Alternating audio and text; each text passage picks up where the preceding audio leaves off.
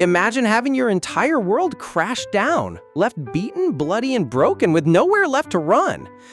But right when you think it's completely over, the one person who actually gives a damn reaches out to save you. Reaching back with trembling hands, sadness he couldn't even believe anyone would still stand by his side. She held on tightly, promising to never let go.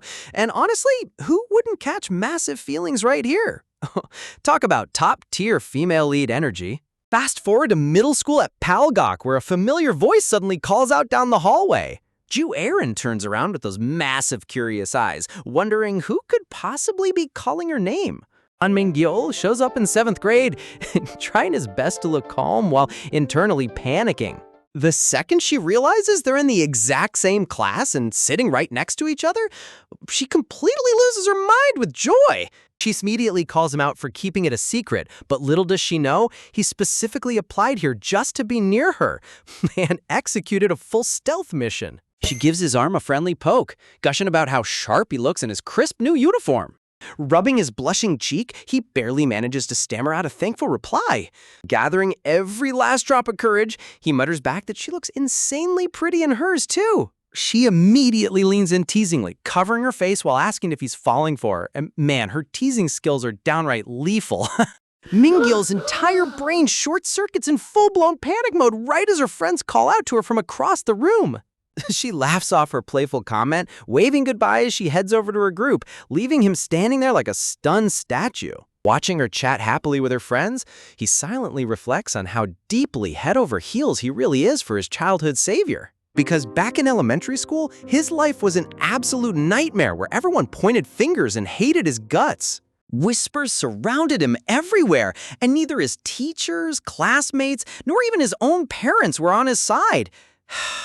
While everyone else threw him under the bus, little Erin stood boldly in front of him, screaming at the bullies to back off. Her unwavering faith kept him floating through the dark times, and now look at her, winning class president with a landslide 20 votes. Seriously, she's practically a saint. Even lugging giant stacks of heavy books for the teacher? Sighs. Her selfless golden heart shines through every single day. Staring at her from across the hall, Min-gyeol tightens his fist, swearing to himself that he's gonna confess his true feelings before high school starts. Later that afternoon, Arn casually asks if he wants to grab food with her and the rest of the crew after class. But his social anxiety kicks in hard, stammering that he only really knows her and it'd be super awkward, making her quickly drop the offer. The second she turns away, he grabs his head in utter despair. Mocking tone. Seriously, bro? She gave you the ultimate golden ticket to hang out and you hit her with the introvert shield? How many of you have fumbled a moment with your crush like this? Drop your most painful stories below. So now he gets to sit alone and watch her plan a fun tteokbokki and karaoke outing with everyone else. Slumping at his desk in full gloom mode, he tries coping by telling himself 5 people is way too crowded anyway. But as Erin glances back with that gentle smile, it's clear the spark between these two, it's far from gone. While waiting at the bus stop after school, Erin turns around in surprise as she spots him standing nearby. Min-gyeol stammers in confusion. Confused chuckle, knowing she usually takes a completely different bus route home. Hopping onto the bus together, she reveals she's starting cram school, meaning they'll take the same bus 3 days a week. Min-gyeol's inner soul literally throws a party. Hugging her backpack tightly to her chest, her expression grows unexpectedly serious as she turns to him. She out of nowhere asks him about his personal study habits, catching him totally off guard. He admits he just solves workbooks at home and tries not to doze off during lectures, which sounds pretty typical. She slumps against her backpack defeatedly, groaning that it really must just come down to pure natural talent. Min-gyeol, confused by her sudden dramatic sigh, asks why she's bringing up studying all of a sudden. She explains her big dream of getting into a top university in Seoul, realizing they need to start grinding now if they want to avoid local high schools. Listening to her breakdown GPAs and competitive admission quotas, he realizes just how seriously she's planning out her entire future. Smiling brightly, she clutches her bag and assures him that a smart guy like him could easily get into a Seoul university. Caught completely unprepared without any real plans, his face turns bright red as he stammers around. But then, locking eyes with her, he blurted out that he wants to go to the exact same school as her. Realizing what just slipped out of his mouth, he instantly flails his arms, screaming at himself for being a complete idiot. Instead of getting weirded out, Aaron bursts into the sweetest laugh, cheering that they should work hard toward the exact same goal together. With heart symbols practically floating around his head, he happily agrees, marking the start of their official bus rides home every Tuesday, Thursday, and Friday. Those bus rides quickly morph into private study sessions, with Min-gil solving her homework headaches in a flash. But things take a funny turn when she gushes over a ridiculously handsome male actor on her phone, making Min-gil visibly jealous. Driven by pure male competitive instinct, he spends an hour in front of his bathroom mirror, slathering hair wax to copy the actor's hair. Cut to the bus stop, where Aaron takes one look at his greasy, slicked hair and asks if he forgot to wash it today. Talk about a soul-crushing critical hit to his ego. Horrified, he immediately dumps the entire tub of hair wax into the trash, swearing he can't confess looking like a total greaseball. Face down on his school desk, he stares blankly into space, realizing that if he wants to win her heart, he's got to rethink his entire strategy. Looking at her radiant smile, Min-gil couldn't help but admire Aaron, wishing he could be as bright and inspiring as she was. Back in the hallway outside Class 2-1, Aaron suddenly turns to him, mentioning how much more he's been smiling lately. Caught off guard, Min-gil stammers back in confusion, wondering if his frequent smiling looks weird or unnatural.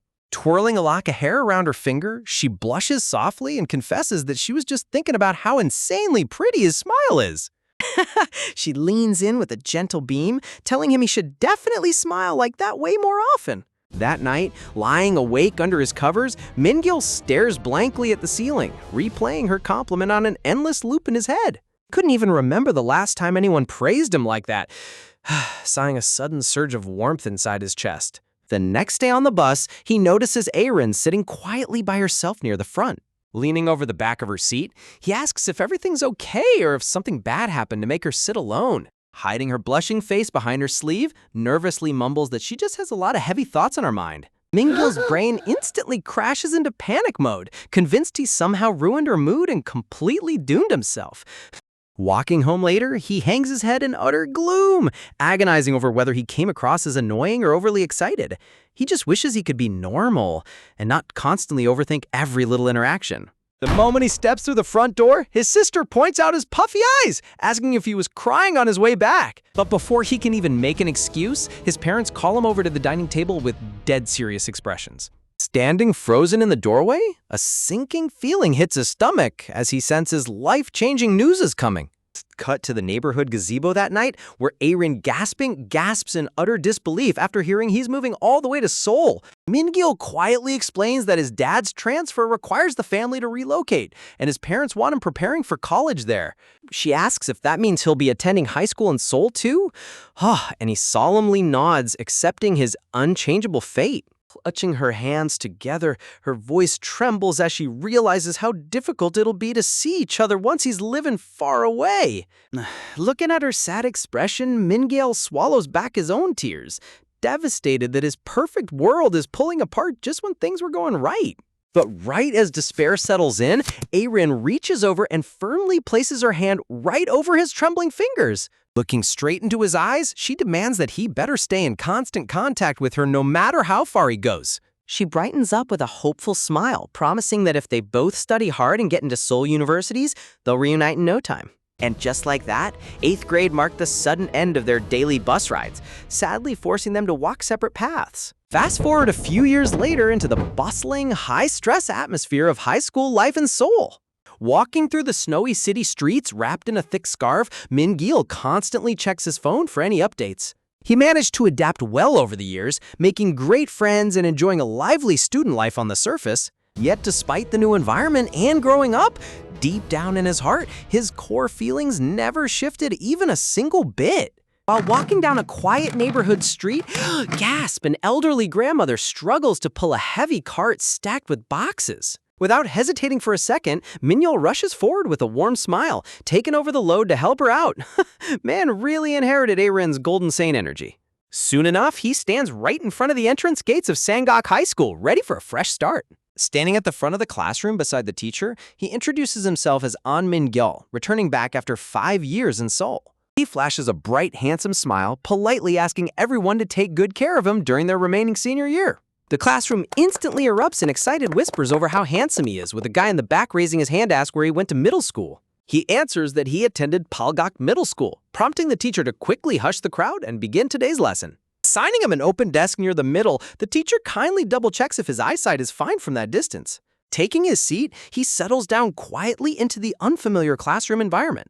He silently recalls how Aaron mentioned she was attending Yusiak High, feeling a pang of regret that Yusiak had no open transfer spots left for him. Later outside Class 3-1 during break, his new classmates gather around, asking how long he lived up in Seoul. One curious guy blurted out asking why his family moved back, making his friend immediately swat him for being way too intrusive. Min-gil just chuckles politely, sigh, reassuring them that it's no big deal and nothing to hide.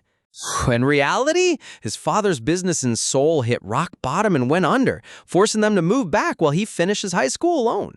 Despite the financial setback, he remains determined to stay strong, firmly, and make the absolute best of his final year. During gym class later, he hits the basketball court with his new classmates, shooting hoops together. Swishing a smooth shot straight through the net, he casually brings up Ju Arwood's name to the group. Sitting on the bench, he asks if any of them have mutual friends over at Yusiak High who might know her. The moment the name leaves his mouth, all his classmates instantly freeze up, staring at him with completely bewildered expressions. They start whispering frantically among themselves, double-checking if he really means that Ju Arin from Polgok. Min-gil's sweat drops in complete confusion, wondering why everyone is reacting like he just dropped a total bomb.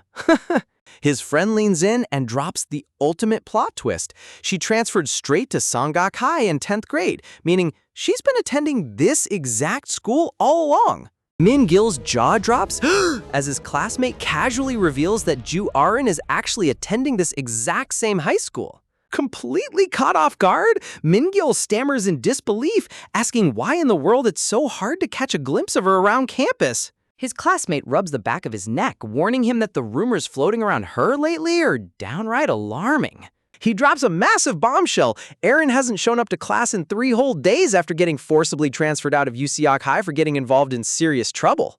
Min-gil's mind flashes back to middle school, remembering how bright and ambitious she used to be while dreaming of Seoul universities. Walking along the quiet road, he hangs his head in complete disbelief, refusing to accept that the sweet girl he knew could ever turn into a delinquent. He anxiously wonders if her sudden transformation had something to do with the day they abruptly lost touch back in 10th grade. Suddenly, heavy, dull thuds echoing down the path interrupt his thoughts, making him pause and look around in confusion. A shadowy figure stumbles out from around the corner, breathing heavily with shoulders slumped in sheer exhaustion. Min-gil freezes in his tracks as he notices a girl standing over a bag dumped on the ground, gasp with textbooks scattered everywhere. Sweat drips down his cheek as a strange sense of familiarity washes over him, making his heart hammer against his chest. Looking closer at her disheveled uniform jacket, his eyes widen in complete shock as a terrible realization hits him. Before he can even process the moment, the girl blindly swings a heavy fist straight toward his face, prompting him to instinctively react and grab her wrist midair. Staring into her eyes from inches away, his mind completely short-circuits as he tries to make sense of what's happening. Glancing down at the fallen textbook on the dirt, he reads the name neatly written on the cover, Class 3-1, Ju Arin. She violently pulls against his grip, rearing back to strike him again, sharp gasp, without even looking at who he is. He remembers her as an absolute angel who was loved by everyone around her. Sweet, gentle, and always smiling. But looking up, he sees her face covered in tears, hair wildly unkempt, and uniform torn, looking completely broken and filled with pure agony. Holding her back with all his strength on the desolate dirt path, time seems to stop as the painful contrast shatters his heart. Min-gil gasps in horror, completely unable to reconcile the sweet girl from his past with the crying figure before him. Staring into her tear-streaked eyes, he clutches her trembling wrist tighter, desperate to understand what cruel fate beat her down to this point. Flashing back to their high school days, Min-gil remembers staying up late chatting on the phone after her stellar exam results. Lying under his covers, he praises her for placing 12th in her entire grade, while she giggles and insists she still can't beat his top 5 rank in Seoul. Aaron nestles into her pillow, softly thanking him and confessing that she never would have made it this far without his endless support. Rubbing his nose shyly, Mingyel mumbles that she did all the heavy lifting herself, but she gently cuts him off. She whispers warmly into the receiver that simply having someone run toward the exact same goal alongside her gave her all the strength in the world. Changing the topic playfully, she teasingly mentions how tall he's grown in recent photos, making him laugh off his sudden growth spurt. Resting her head back, she dreamily pictures them both crushing the CSATs and attending the very same college together in Seoul. Hearing her hopeful voice, a soft, affectionate smile spreads across his face as he reassures her that their dream is within reach. She clutches her phone tightly against her chest, letting out a satisfied sigh as warmth fills her quiet bedroom. Suddenly, the line goes completely silent, making Mingyul sit up in bed with a bewildered look on his face. Checking his phone screen, he sees the call timer hitting nearly an hour as he softly calls out her name. Hearing nothing but slow, rhythmic breathing on the other end, he realizes she must have drifted off into sleep right mid-conversation. Cut to Arin sound asleep in her dark room, with the glowing screen resting gently beside her cheek as she slumbers peacefully. Mingyul hesitates to end the call, wishing he could listen to her breathing just a little longer before deciding hanging up is the polite thing to do. Staring at her contact name glowing in the dark, a surge of longing hits him, whispering to himself how desperately he wants to see her again. Tucking himself under the thick duvet with a goofy grin, he buries his face in his pillow, practically floating on cloud 9. Looking out over the dark city skyline that night, he had no idea that comforting phone call would be the very last time he'd hear her voice. Following days after stepping out of the shower, he constantly checks his phone for a text, wondering why she suddenly went quiet. Tapping his pen against his notebook during homework, he rationalizes that exam prep must just be stressing her out for a day or two. But a whole month passes by without a single notification, leaving him staring aimlessly out the classroom window in growing anxiety. Standing alone on the sports field at dusk, he redials her number over and over, only to be met with dead silence every single time. Digging through old elementary yearbooks on his desk, he realizes in despair that she has 0 social media accounts to track down. Holding his forehead in deep distress, he agonizes over having no mutual friends from their old school to even ask about her whereabouts. As winter snow begins to fall outside his window, he clings to a faint thread of hope that she'll reach out any day now.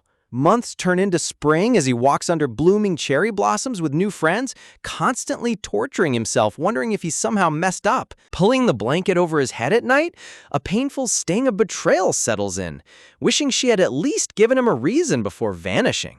Staring blankly at his bedroom ceiling, the bright future they spent years planning together crumbles into distant memories. Staring down at her contact photo one last time, he holds on to that singular burning wish to cross paths with her again, bringing us right back to the present moment as he stands face to face with a broken Arin, wondering if fate brought them back together by some wild coincidence? Imagine locking eyes with your childhood crush after 5 long years, only to realize she looks like an absolute stranger.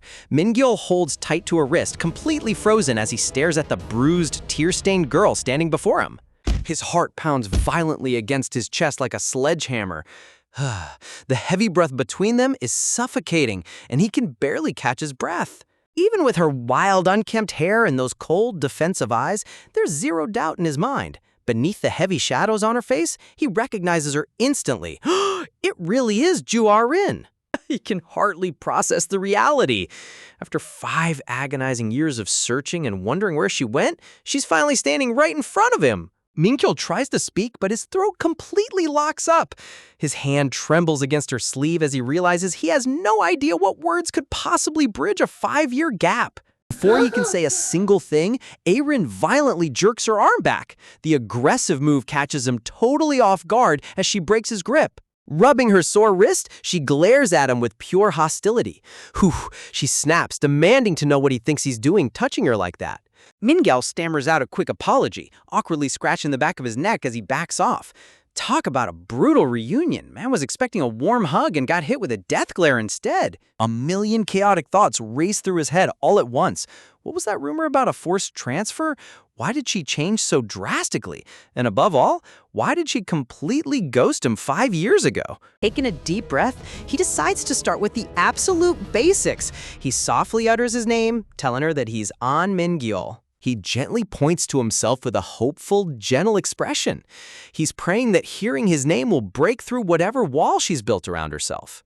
But Aaron just stares back at him with a cold, blank expression. For a split second, it feels like his name means absolutely nothing to her. Suddenly, her eyes widen in sheer shock. The realization hits her like a physical blow as the name finally registers in her mind.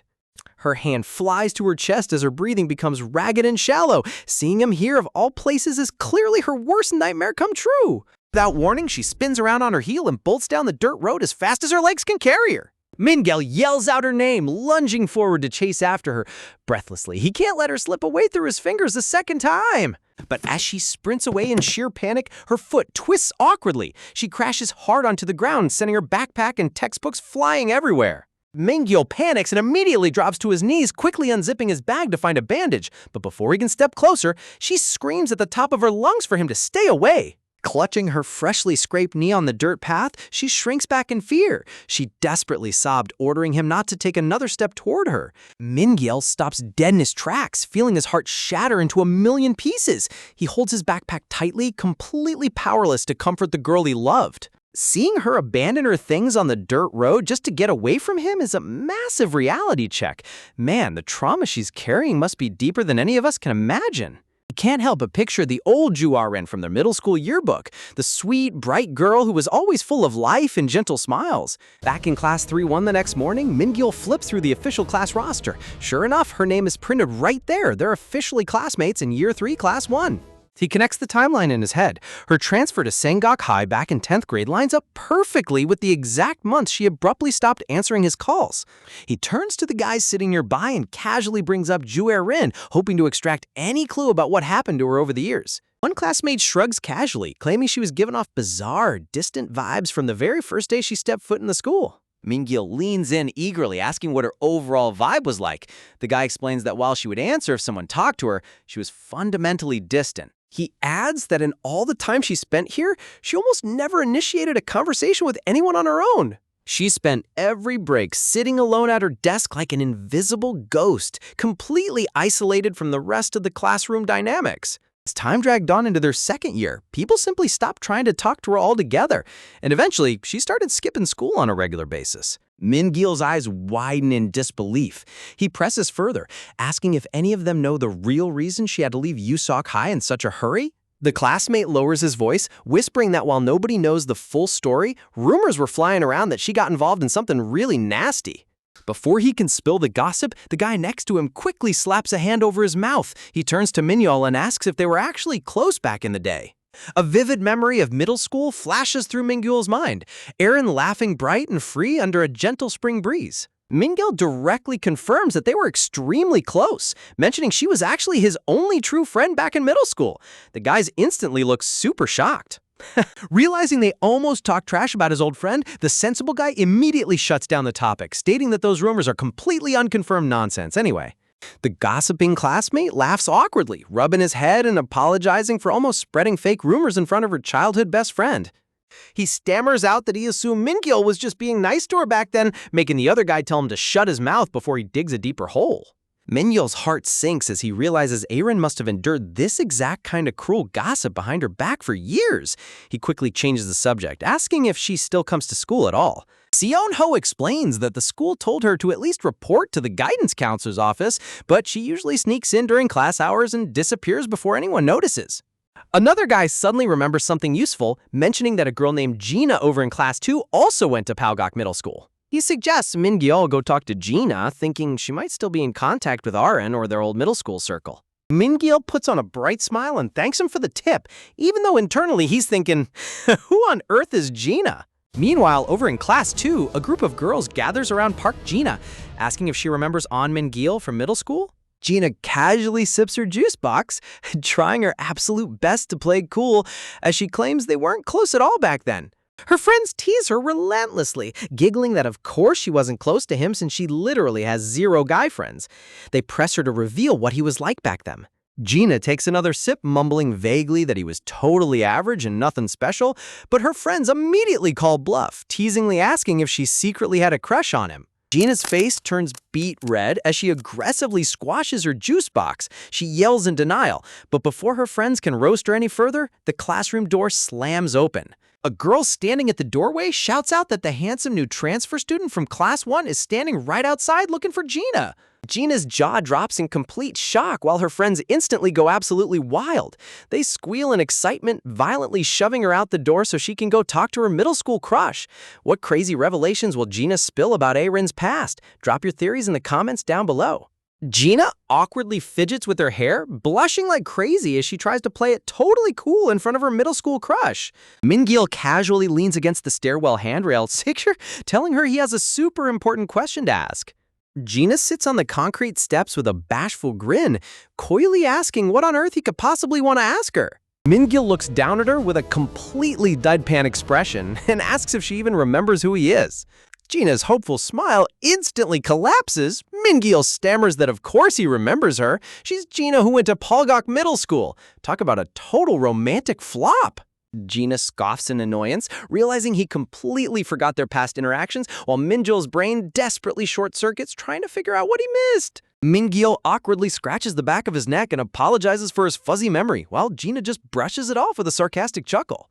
Gina secretly lets out a sigh of relief, realizing he's completely clueless before pointing out that he was glued to Ju Aaron's side back in middle school anyway. Min-gil leans in closer and reveals that he actually ran into Ju Arin yesterday by total coincidence. Gina's eyes instantly go wide with pure shock. Min-gil explains that when he saw her, Arin looked and acted like a completely different person from the girl they used to know. He stares directly into Gina's eyes, asking if she knows what traumatic event happened to Aaron at USOC High before she transferred. The cheerful mood instantly dies out as a heavy shadow falls across Gina's face. Gina lowers her voice and drops a chilling question. Would he even believe her if she told him Ju Aaron committed a horrifying crime? Min-gil stumbles back in complete shock, his eyes widening as her words hit him like a freight train.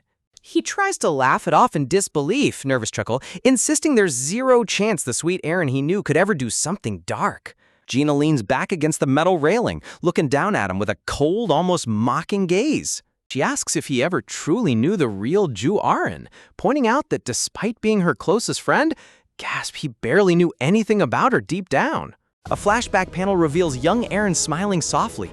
Gina explains that Aaron never once spoke about her family, her personal worries, or her childhood to anyone.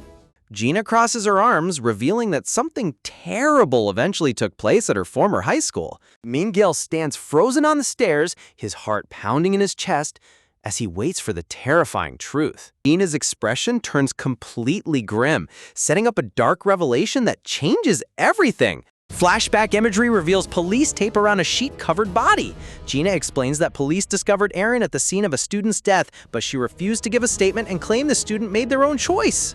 Gina reveals that due to a lack of physical evidence, the case was ruled a suicide, but vicious rumors followed Aaron everywhere until she couldn't attend USOC High anymore. Min-gil's eyes dilate in utter horror as the weight of the dark rumor finally settles in his head. A horrifying visual shows blood spattered across the concrete ground near the crime scene.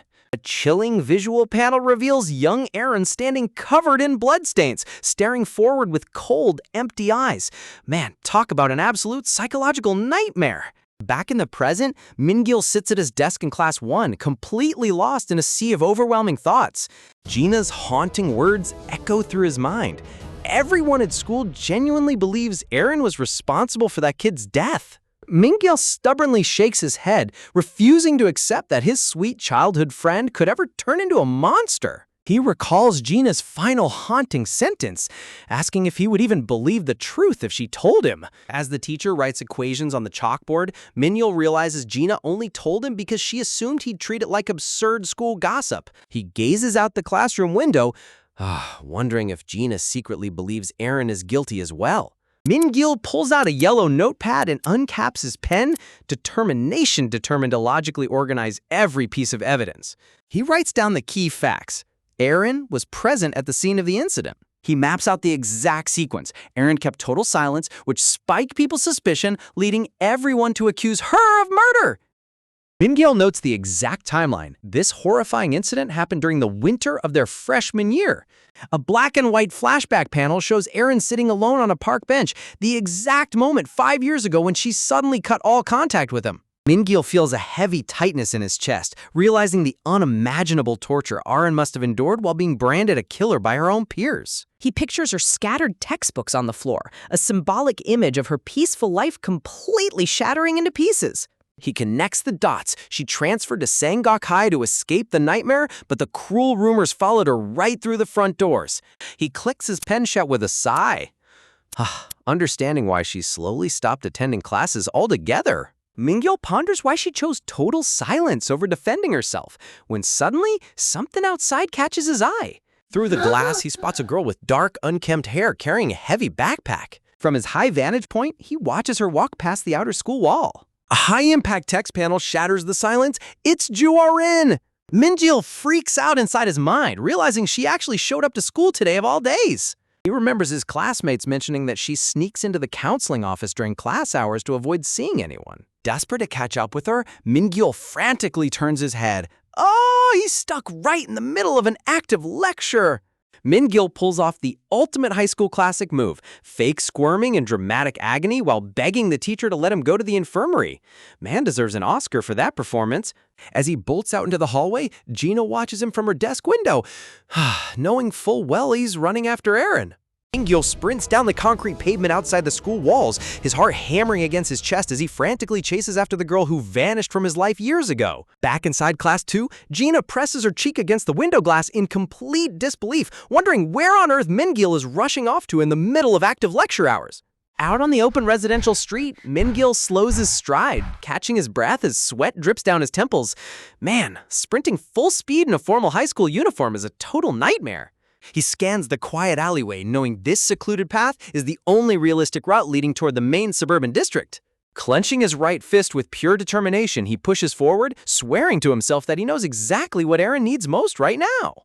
Painful flashback takes us back to his elementary school days, where ruthless bullies shoved young Min-gil around in the hallway without a single shred of remorse.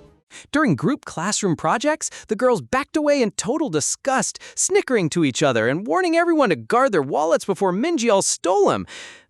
Disgusted sigh. Talk about absolute elementary school toxicity. Whenever items went missing in class, toxic rumors instantly pointed fingers at young Min-gil, leaving him standing completely isolated in a swirling sea of hateful whispers. Even inside the faculty office, the class teacher forced him to bow his head down, pressuring him to take the blame and apologize for things he never even did. Tears welled up in young Min-gil's eyes as he lowered his head, forced to swallow his pride and whisper fake apologies just to survive another day. Text boxes revealed the heartbreaking truth. Deadpan. Nobody was ever on his side back then. Even at home, his own parents argued across the dinner table. Sarcastic, worrying that he was turning into a chronic liar. Staring at the ceiling in his pitch-dark bedroom, young Min-gil realized that his friends, his teachers, and even his own parents didn't believe a single word coming out of his mouth. Day after painful day, school became an endless cycle of psychological torture, until walking across the high pedestrian footbridge every afternoon, young Min-gil stared forward with hollow, lifeless eyes, feeling completely drained of any desire to keep waking up. Looking down from the steep concrete bridge toward the roaring traffic below, a horrifying thought crossed his mind. He just wanted all the suffering to end right then and there. Then came the day they rearranged classroom seating. A girl raised her hand in dramatic panic, whining to the teacher to move her away so Min-gil wouldn't rob her. As the rest of the class grumbled, a quiet girl carrying a bright pink backpack slowly stepped over to the empty desk right beside him. She leaned over his desk with the brightest, sweetest smile imaginable and greeted him like an old friend. That girl was none other than young Ju-Arin. Back in the present, Min-gil runs through the alley gasping for air as that core memory ignites a fire in his soul. He realizes what an outcast truly needs isn't some grandstanding speech, but something fundamentally simple. Min-gil skids to a halt right at the entrance of a dark concrete underpass. All it takes is having just one single person standing firmly on your side. His eyes dilate in sudden shock as a familiar silhouette catches his gaze beneath the gray archway.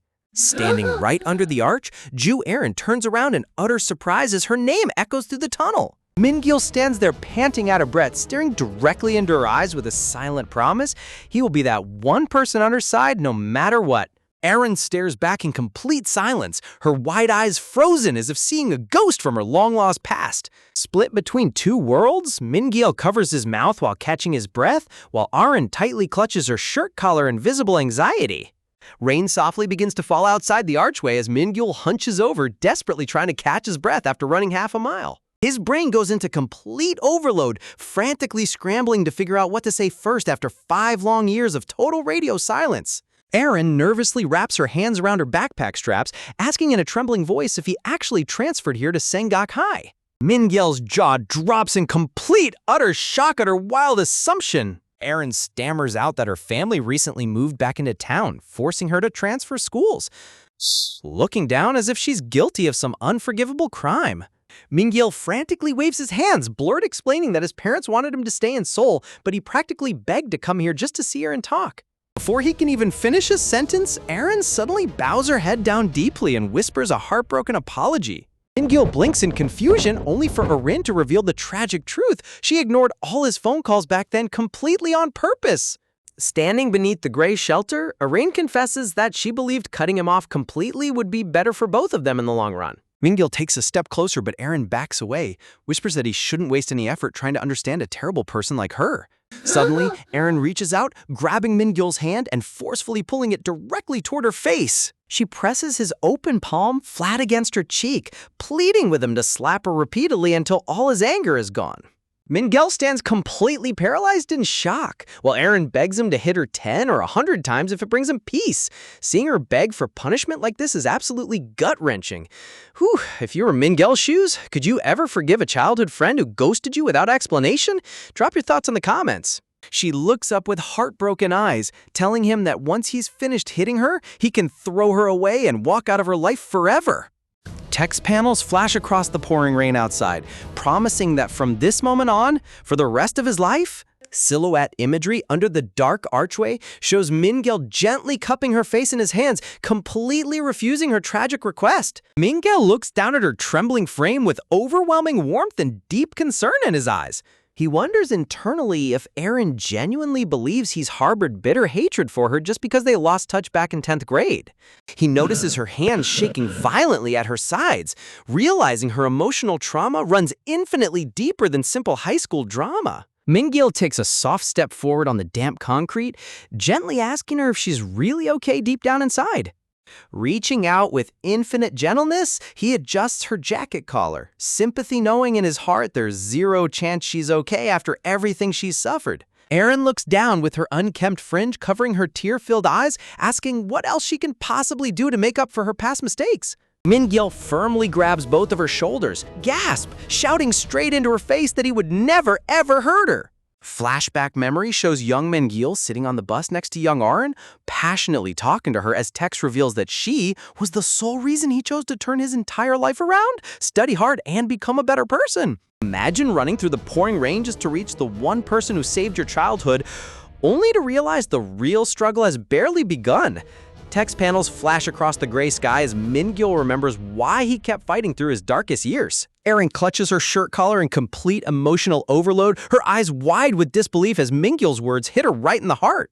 Min-gil looks at her with raw sincerity, gentle, earnest tone, confessing that the sole reason he fought so hard to transfer here was simply because he desperately wanted to see her again. Heavy rain falls outside the concrete archway, creating a somber gray curtain as the two childhood friends stand in heavy silence. Min-gil takes a gentle step forward, timidly asking if the real reason they completely lost touch back then was because of the infamous incident that broke her. Erin's eyes dilate in sudden shock as the painful past is dragged right back into the light. Erin instantly flinches and pulls her head away, her face shaded in deep guilt as she tightly clutches her chest. Man, watching her recoil like that proves just how deep her trauma really goes. Her voice stammers in absolute panic as she stutters out that she doesn't know what to say anymore. Refusing to back down, Min-gil raises his voice, revealing that he actually heard about everything from Gina. Rainwater ripples around a dead rat lying on the wet concrete pavement outside, symbolizing the toxic rumors about what happened at Yusak High and how horribly people treated her. Min-gil steps out toward the edge of the shelter, he desperately shouting at her back that no matter what the rest of the world thinks, he refuses to see her that way. Pressing his hand over his chest, Mingyul declares with absolute certainty that he knows in his heart she could never commit such a terrible crime. Gasp, leaving Eren completely frozen in disbelief. Flashback memory shows young Eren carrying her heavy school backpack, walking away in quiet isolation. In his memory, she turns around with that beautiful, pure smile that saved his life back in middle school. Back onto the damp bridge, Mingyul stammers in frustration, realizing how hard it is to put his overwhelming feelings into words. Flashback memory reveals young Eren's inner turmoil, sarcastic whisper, wondering if she ever confessed her secret, whether anyone on Earth would actually believe her. Gina's past words echo in his mind, recalling how she admitted that despite being close friends with Eren, nobody ever truly understood what was going on inside her head. A poignant memory flashes of young Eren carrying a wooden desk on her back with a sweet, selfless smile, showing just how kind-hearted she always was. Mingyul leans forward, shouting directly at her with desperation in his eyes, begging her to confirm that she isn't the monster everyone claims she is. Eren's eye dilates in raw emotional agony as a massive teardrop spills over her cheek, shattering her defensive wall. Look at that detail in the eyes. The artist absolutely cooked with this emotional panel. Overwhelmed by sheer emotional overload, Eren abruptly turns on her heel and bolts out into the pouring rain. Mingyul stands completely paralyzed under the tunnel, watching her splash away through the puddles as her footsteps fade. Out of breath and emotionally drained, gasping for air, Mingyul sinks down into a low squat against the cold concrete wall. He buries his face in his arms, gripping his hair in deep frustration as he wonders internally if he just ruined his only chance to reconnect with her. Slowly lifting his head, a spark of sudden realization flashes in his eyes. He knows one fundamental truth for sure. Text panels confirm that Eren hasn't turned into a bad person at all. She simply built an impenetrable wall around a broken heart to protect herself. Mingyul tilts his head up toward the gray archway, desperately asking himself what step he needs to take next to save her. Meanwhile, Eren sprints through the heavy downpour, steam rising from her mouth as cold rain drenches her clothes. Soaked to the bone, she gasps for air in the rain, clutching her aching chest while shivering uncontrollably. Mingyul's passionate scream echoes in her mind, promising her that he knows she isn't that kind of person. Her hands tremble violently as she grips the bottom hem of her drenched shirt, trying to stop the endless shaking. A bitter, heartbreaking laugh escapes her lips as she lowers her wet fringe, feeling completely helpless against her overwhelming emotions. Clenching her fists tightly, Eren cries out in the rain, confessing that this terrifying vulnerability was the exact reason she tried so hard to ghost him forever. Collapsing beside a hazard pole on the empty sidewalk, Eren curls into a tight ball in the pouring rain, sobbing her heart out in total solitude. The scene shifts back inside Songgok High, where the faculty office door sign hangs as the teacher reviews Mingyul's transfer records. Standing inside the teacher's office, completely dripping wet, Mingyul listens humbly as his teacher promises to let his sudden classroom escape slide just this once. Mingyul bows his head down in gratitude, but his mind is miles away, frantically worrying whether Eren made it home safely through the storm. As he opens the office door to leave, the teacher sternly warns him that next time will count as an unexcused absence, while Mingyul wonders when Eren will ever return to class. Walking down the quiet hallway, Mingyul considers asking the school counselor for help, only to stop in his tracks as he spots Gina and her group standing nearby. Mingyul raises his hand and greets her awkwardly. Gasp, catching the girls by surprise as they turn around. Gina looks at him in complete shock, asking why on earth he's dripping wet from head to toe.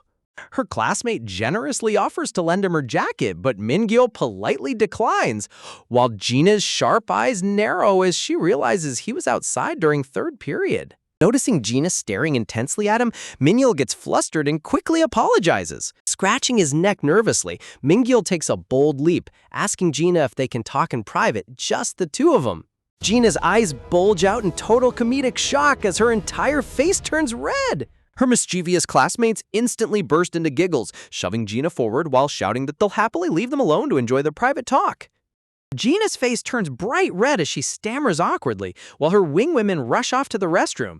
Seriously, every high school story needs a wingman crew like this. If a classmate pushed you into a private chat with your crush, how fast would your brain short-circuit? Drop your reactions below. Once the hallway clears, Gina turns back to face Mingyul.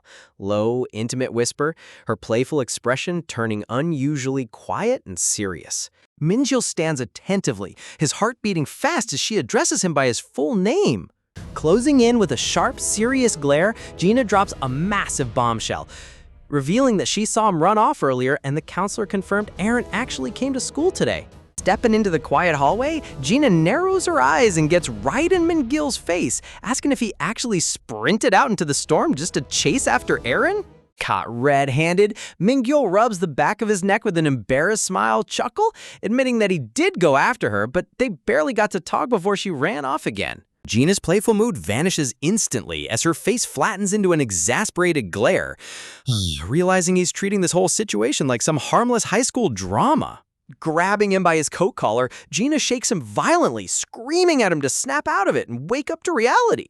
She aggressively lectures him about how dangerous an unexcused absence is for a high school senior, asking if he's completely out of his mind, risking his college admissions just for one girl. Min-gil's eyes pop open as the reality of his academic situation finally registers. But instead of worrying about his own ruined attendance record, Min-gil immediately rubs his chin, wondering out loud how on earth Aaron is managing her GPA with all the classes she's missing. Gina's brain completely short-circuits as she waves her hands in absolute disbelief. Seriously, this guy has his priority dial turned completely upside down. His own future is literally burning down, and he's worrying about a report card. Ignoring every single word of her furious lecture, Min-gil casually leans in and asks Gina for a huge favor, leaving her slumping her shoulders in total defeat. Min-gil straightens his uniform jacket with a dead serious expression, knowing deep down that understanding Aaron's past is the only way he can ever help her heal. Back inside the classroom, the teacher wraps up homeroom by reminding the students that midterm exams are right around the corner next week. She warns everyone not to slack off after midterms wrap up either, urgent since the critical May mock exams are scheduled immediately right after. As the final bell rings, Min-gil slings his backpack over his shoulder, looking back at the empty desk beside him with a heavy heart. Outside class 3-2, Gina's classmate invites her to go shopping before heading home, but Gina declines, saying she has something important to take care of today. When her classmate asks what's going on, Gina sheepishly reveals she has to meet up with Min-gil, causing her friend's eyes to bug out in total shock. Her friend instantly grabs Gina in a hyperactive headlock, screaming in excitement about whether Gina is finally getting her very first boyfriend. Gina flails her arms violently, yelling at them to shut up. Trying to catch her breath, Gina frantically explains that he just wants to ask her about their middle school days at Palgok, but her friends poke her ribs with sly, mischievous grins. Gina adjusts her backpack strap with a defensive huff, claiming she's just going to answer his questions quickly and leave while her wingwomen smirk knowingly in the background. Surrounding her like playful predators, her classmates tease her relentlessly, asking if she's secretly enjoying all this romantic attention. Gina rubs her burning neck in total embarrassed denial. Man, watching high school friends turn a simple conversation into a full-blown romantic interrogation? It's pure comedy gold.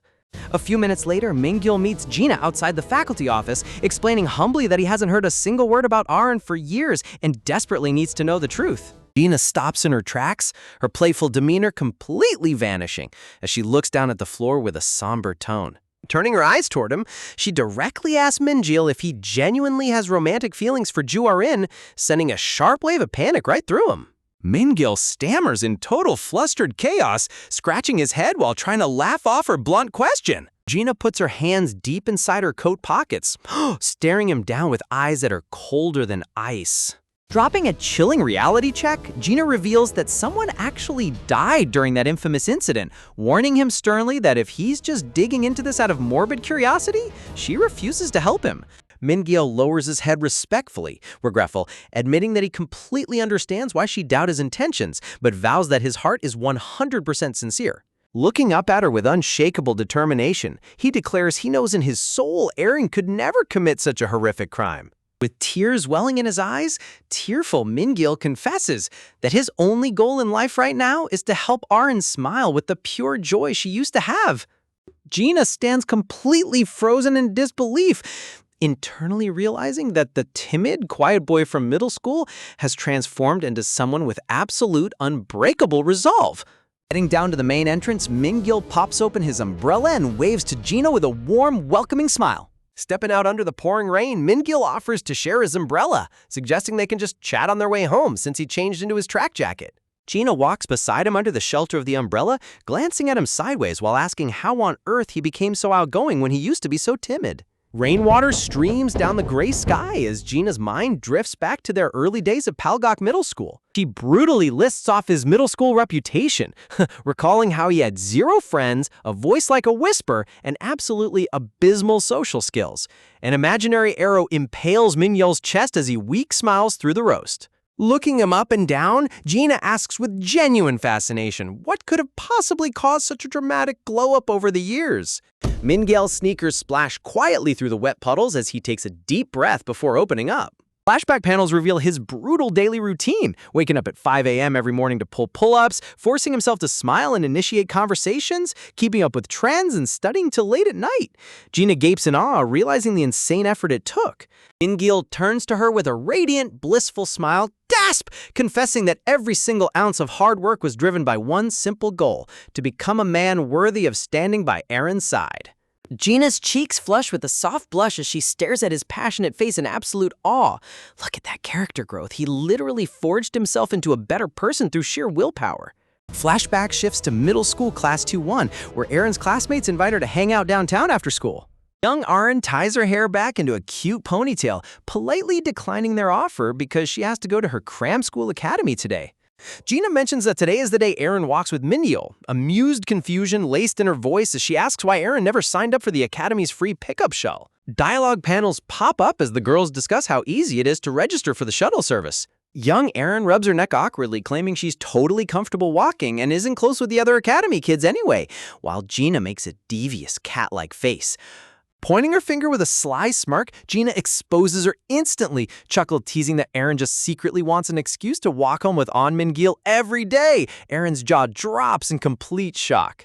Friends instantly swarm her desk, giggling uncontrollably and asking if quiet, nerdy guys are secretly her ultimate romantic type. Aaron panics, begging them to keep their voices down. They push further, teasing that Mingyul's the luckiest guy on Earth and has obviously already fallen head over heels for her. Aaron's face turns beet red. Just as her friend is about to shout out that Aaron should ask him out, Aaron lunges forward and slaps her hand right over her friend's mouth. Blushing furiously, with steam practically blowing out of her ears, young Aaron leans over the desk and growls that they're being way too loud. Overwhelmed by sheer embarrassed panic, young Aaron grabs her backpack and bolts out of the classroom like a sprinter, leaving her friends giggling in the dust. Imagine diving headfirst into your crush's dark secret, only to uncover clues that could shatter everything. Young Aaron looks back with a flushed face, wondering what on earth just happened. Gina steps alongside Mingyul under the shelter of the umbrella, subtle breath, adjusting her bag straps while looking at him out of the corner of her eye. Out of nowhere, Gina mutters a pitying comment under her breath, prompting Mingyul to react in utter confusion, while Gina secretly vows to take her secrets to the grave. Mingyul casually asks how long she's been friends with Aaron, and Gina reveals they've been tight ever since Aaron transferred back in 2nd grade. Sipping on her juice pouch, Gina boasts that she was likely the very first person to open up to her, leaving Mingyul wide-eyed in total shock. Mingyul stammers in surprise, realizing for the first time that Aaron was actually a transfer student back in middle school. Man, this guy really was living in his own world back then.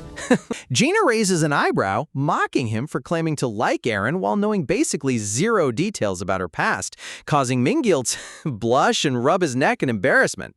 Trying to piece the puzzle together, Mingyul asks if the wild rumors circulating about Aaron were something she actually confirmed herself.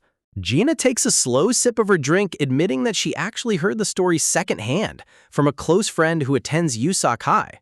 She explains that most of their former middle school classmates went off to USAC High, which immediately sparks Mingyul's curiosity even further. Leaning in with an intense look, Mingyul demands to know what kind of relationship those students actually had with Aaron. Gina turns her back toward him, quietly admitting that even she doesn't know the full details of what went down behind closed doors. Mingyul lowers his gaze in disappointment, realizing that Aaron's inner social circle remains a complete black box to everyone. Desperate for answers, he asks if there's anyone alive who could actually shed light on the truth behind her mysterious past. Gina strokes her chin thoughtfully, dropping a massive bombshell that family, like a younger sibling, would obviously know best. Mingyul's mind completely blows up. Mingyul screams out in shock, asking if Aaron had a secret sibling this whole time. Gina frantically backtracks, admitting she never saw them personally and is just guessing. Mingyul demands clarification, so Gina recalls the exact moment she saw Aaron's mother during their transfer to Songgak High. Gina narrows her eyes, drifting into her memory as she recalls passing by them in the quiet school hallway. Flashback panels show Erin's mom complimenting the new school environment while walking past Gina without even noticing her presence. She distinctly remembers the mom saying she should convince someone named Dare to attend the same school once she graduates. Hearing the mysterious name Dare, Mingil freezes in place while Gina speculates it could be a sister, a cousin, or someone completely unrelated. The stark title card emphasizes the heavy truth. Erin never spoke a single word about her family to anyone. Looking at an old family photograph resting on a desk, Mingil realizes he never even stopped to imagine what Erin's home life was like. Reaching for his bedroom door handle, a sudden heavy realization hits him like a freight train. Mingil steps into his quiet room, thinking to himself that if Erin truly does have a sibling out there, a haunting memory image of a sharp-eyed girl flashes through his mind, making him wonder what her family must feel watching Erin suffer in silence. Seeking answers at home, Mingil asks his mom, who is sitting on the floor folding fresh laundry, if she remembers Ju Aren. His mom looks up in confusion, asking who that is, while Mingil explains she was his middle school classmate. She shakes her head, dismissively noting that neither she nor his dad pay attention to old middle school classmates. Turning around, his mother suddenly changes the topic, sharply asking him why he's been walking around looking so completely miserable lately. She softly explains how proud they were when his grades skyrocketed in Seoul, but what they loved most was seeing his personality brighten up. Admitting she hated bringing him back to this town. Mingil lowers his eyes in guilt, asking if his gloomy expression makes his parents feel bad, and his mother gives him an honest yes. Stack clothes, sit beside her as she reminds him that she trusted his promise that moving back wouldn't destroy his academic focus or emotional state. She looks him dead in the eye with a stern warning, cautioning him that if his midterm exam scores slip, there'll be serious consequences. Talk about parental pressure. Meanwhile, Gina arrives home late, greeted at the front door by her curious mother asking if she was at Cram School Academy. Her younger brother, chilling on the couch, instantly smirks, teasing that she looks like she was out meeting a boy. Gina completely flusters, flailing her arms in denial. Her siblings relentlessly tease her, while her mom chimes in lightly laughing, warning her to save the romance for college since she's a high school senior. Gina screams in frustration that she isn't dating anyone. Her brother bursts out laughing, roasting her by asking if she's not dating or just completely unable to get a boyfriend. Gina growls that he's dead meat. He points to the takeout box, mentioning their dad bought fried chicken. But Gina stomps off to her room, leaving him wondering if she's on a strict diet. Before closing her door, Gina turns around and directly asks her younger siblings if there's a girl named Ju Dare at their school. Her brother shrugs, repeating that he already checked and there's nobody by that name at Pelgok Middle or any nearby schools. Gina closes her door with a tired sigh, telling them to just forget she ever asked, while her brother peers out from behind the sofa in confusion. Her brother yells out one last sarcastic tease, telling her to go focus on her studies, prompting Gina to scream at him to shut up. Typical sibling dynamic at its finest. Collapsing face first onto her bed, Gina slumps into the mattress in absolute physical and mental exhaustion. Staring blankly at the wall, she exhales softly, feeling completely drained by the heavy weight of secrets. Lying in the quiet dark, Gina nervously questions whether she let slip any unnecessary secrets to Mingil during the rainy walk. Mingil's intense face from earlier echoes in her thoughts, like desperately, asking all about Erin's past relationships. She clutches her blanket tightly, firmly convincing herself that she can never, ever mention that forbidden story to him. An image of Erin's bright, pure middle school smile flashes in her mind, knowing that revealing the horrific truth would completely destroy Mingil's heart. Across town, Mingil lies peacefully in bed under the dim moonlight, completely unaware of the dark storm waiting for him on the horizon. Ever had one of those days where the absolute worst luck turns into the most heart-fluttering moment of your life? Well, Mingil's about to find out. Boarding the city bus right behind Erin, he taps his transit card only to get met with a loud beep and an insufficient balance message. Before he can melt from humiliation, Erin smoothly steps up and swipes her card for 2 student tickets. Handing over his dignity, Mingil sits right beside her, stammering that he'll pay her back every single cent as soon as humanly possible. Erin just chuckles, telling him it's literally not even 1,000 won. But Mr. High Moral Standards over here insists that money matters need to be crystal clear. He practically begs her to ask for any favor in return so he isn't burdened by debt. Erin tilts her head with a cute smile and asks if she can just borrow his study notes instead. Mingil immediately agrees, excitedly offering to hand them over right then and there. Staring at her sweet attitude, sighs gently, Mingguo lets out a warm smile and blurted out that she's honestly such a genuinely kind person. The moment those words leave his mouth, Erin's entire face freezes. She looks at him like he just spoke ancient alien Greek.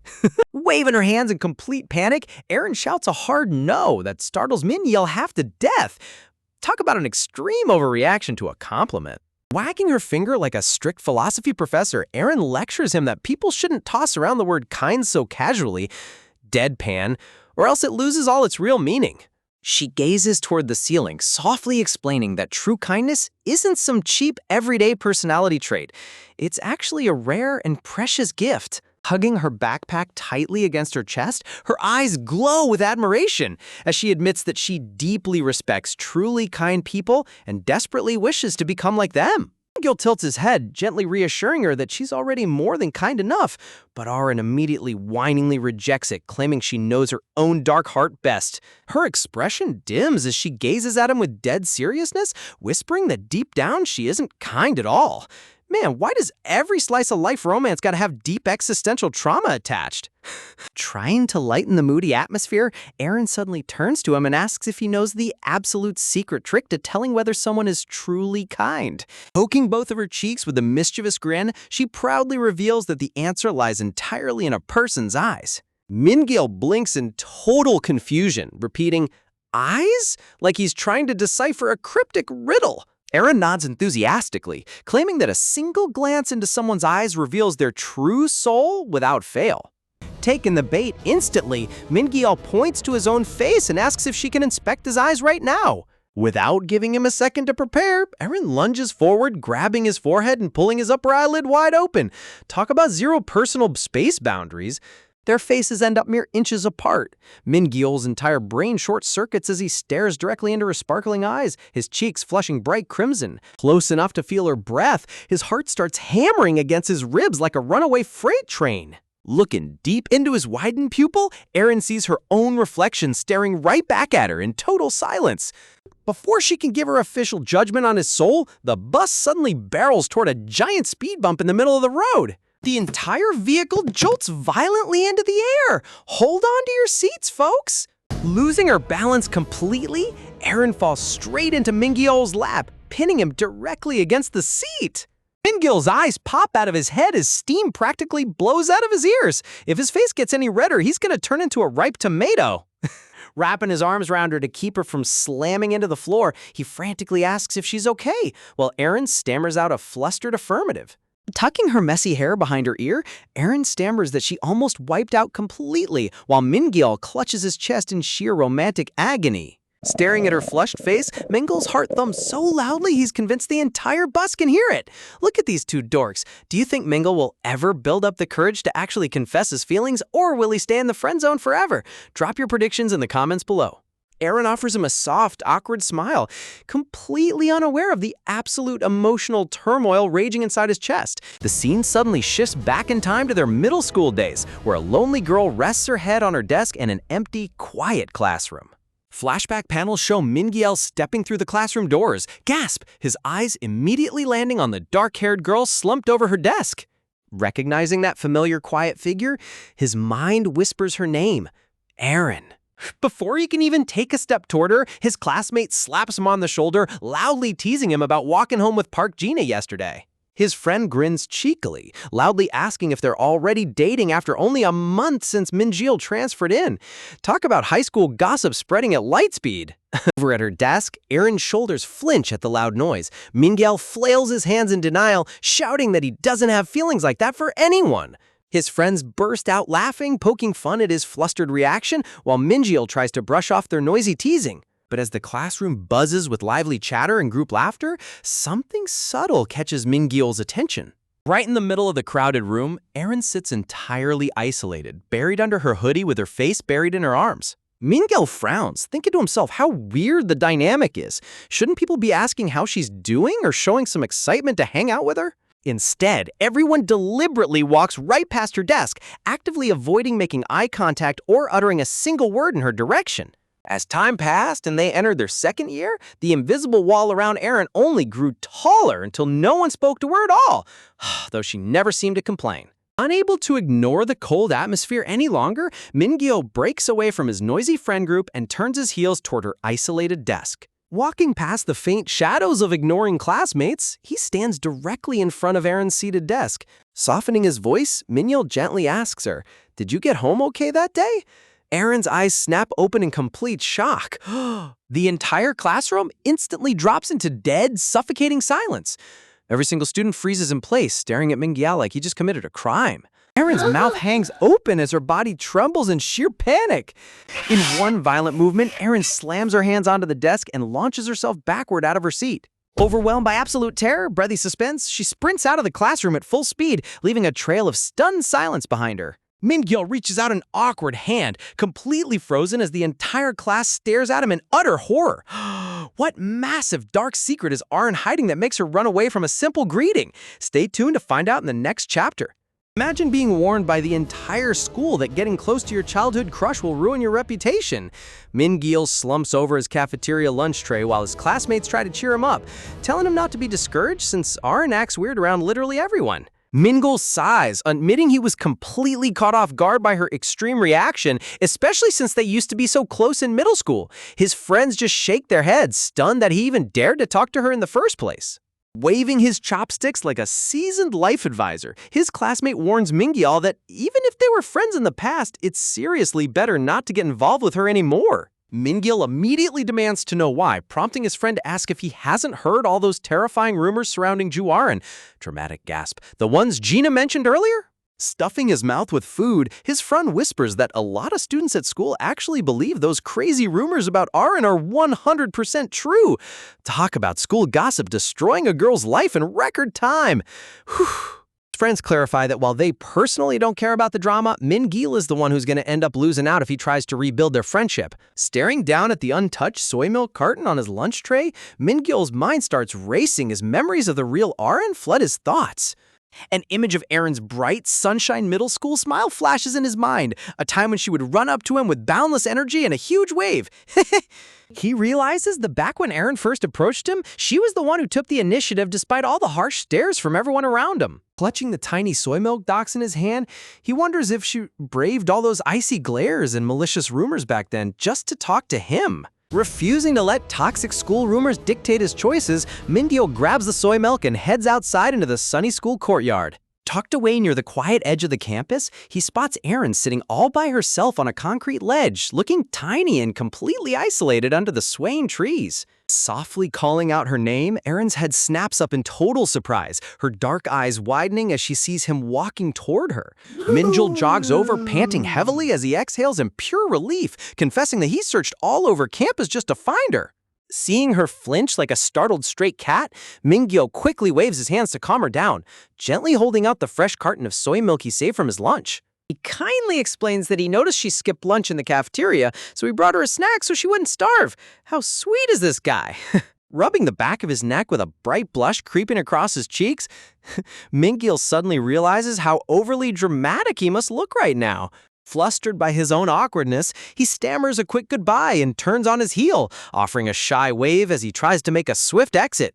Erin stands frozen with the soy milk clutched tightly in her hands, staring silently at his retreating back as complex emotions swirl in her eyes.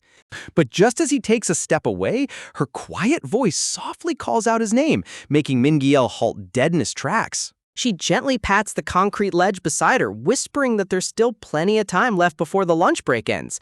Talk about an unexpected invitation. Min-gil's entire face turns as red as a ripe tomato. His heart does a complete backflip as his brain attempts to process what just happened.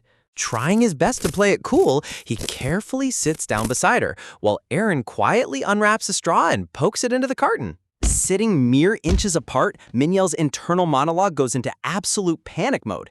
He desperately racked his brain for a normal human topic to bring up, without sounding like a total dork. As Erin quietly sips her drink, Min-gil screams internally in pure romantic agony. This was the exact moment he had been dreaming about for months, and now he's completely speechless. Glancing sideways at her delicate face, his playful thoughts quickly fade into a much deeper, more heavy realization. He knows Erin didn't just randomly transform into this quiet, guarded wallflower overnight. Something catastrophic must have broken her spirit.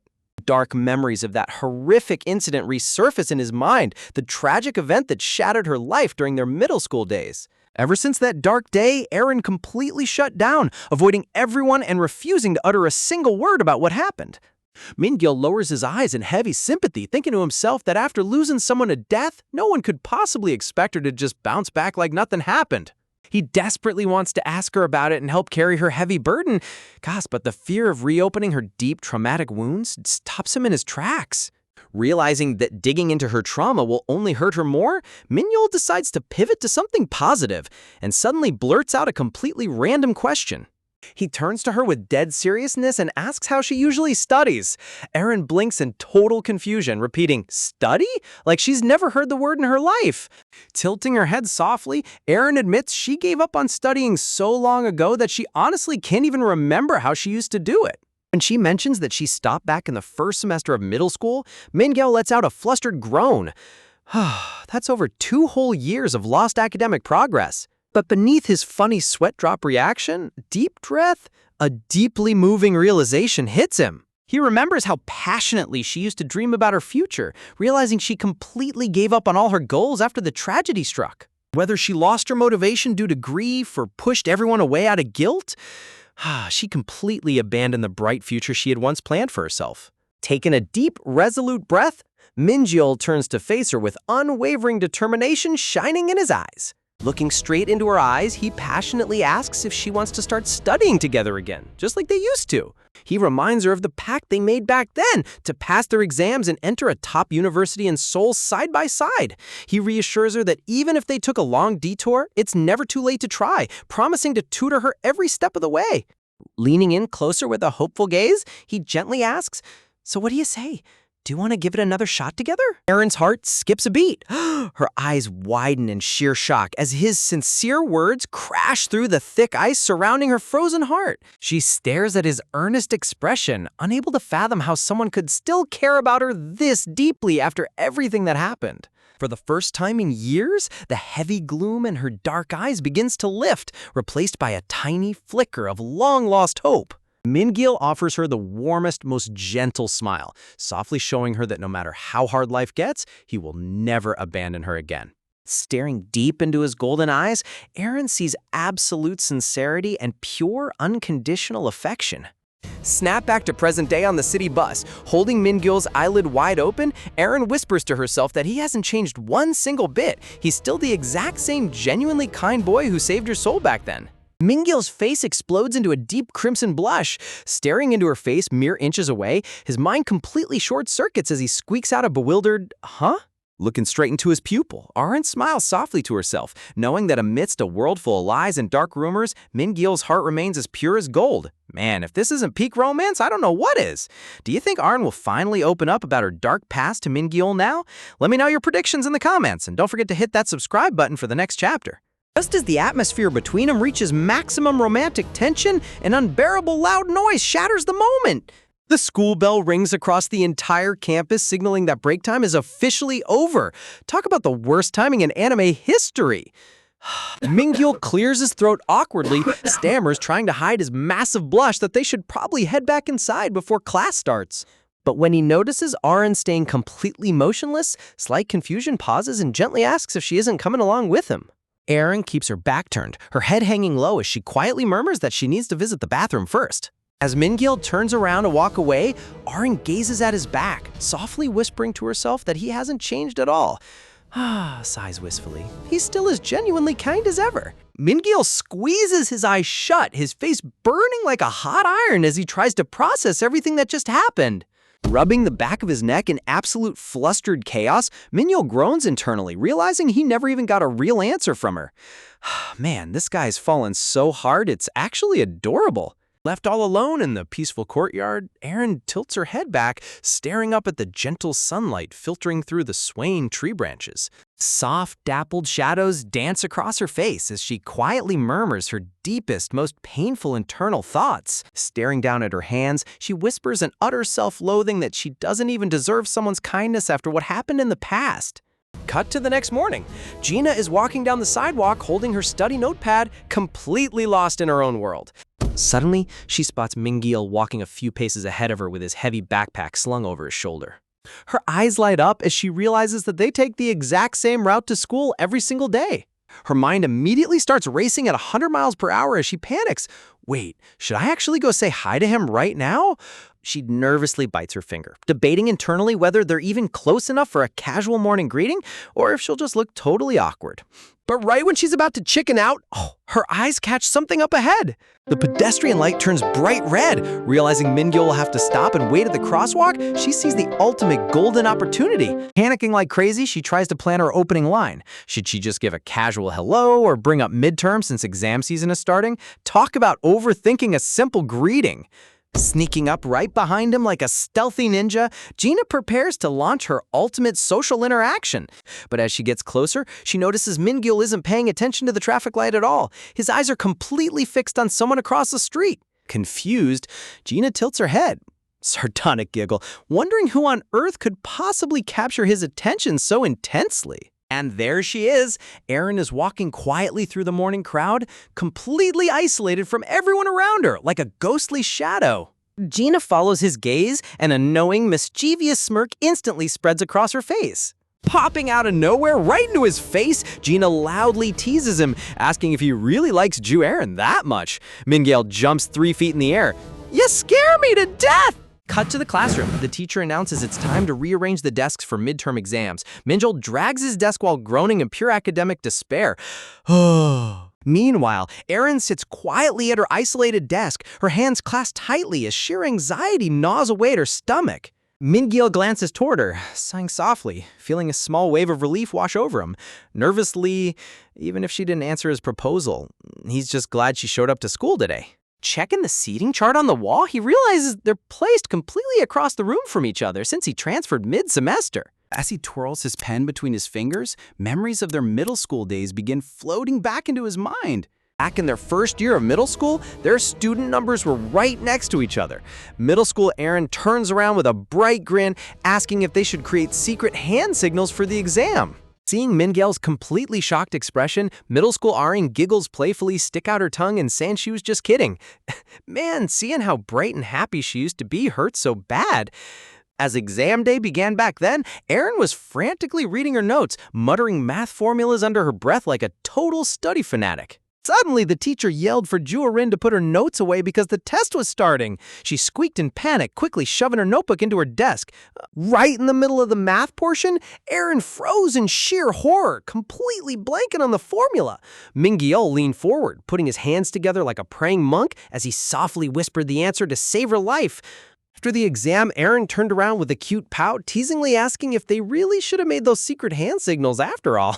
Back then, Erin was just so full of life, passion, and ambition. Excitement builds, tackling every single test with absolute dedication and confidence. The school bell rings, snapping Mingyil right back to the harsh reality of the present classroom. As the teacher drops the Korean language exam paper onto his desk, Mingyil lets out a sharp, horrified gasp. Staring down at the paper, he realizes that between all the drama and transferring schools, he hasn't studied a single page. He's cooked.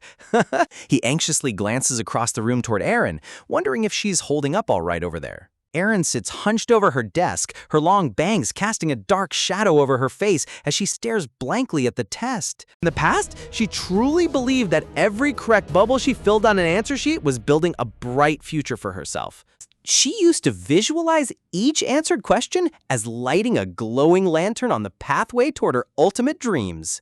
To keep those lanterns shining brightly, she studied day and night, rapidly memorizing formulas, solving super complex problems, and writing essays with endless passion.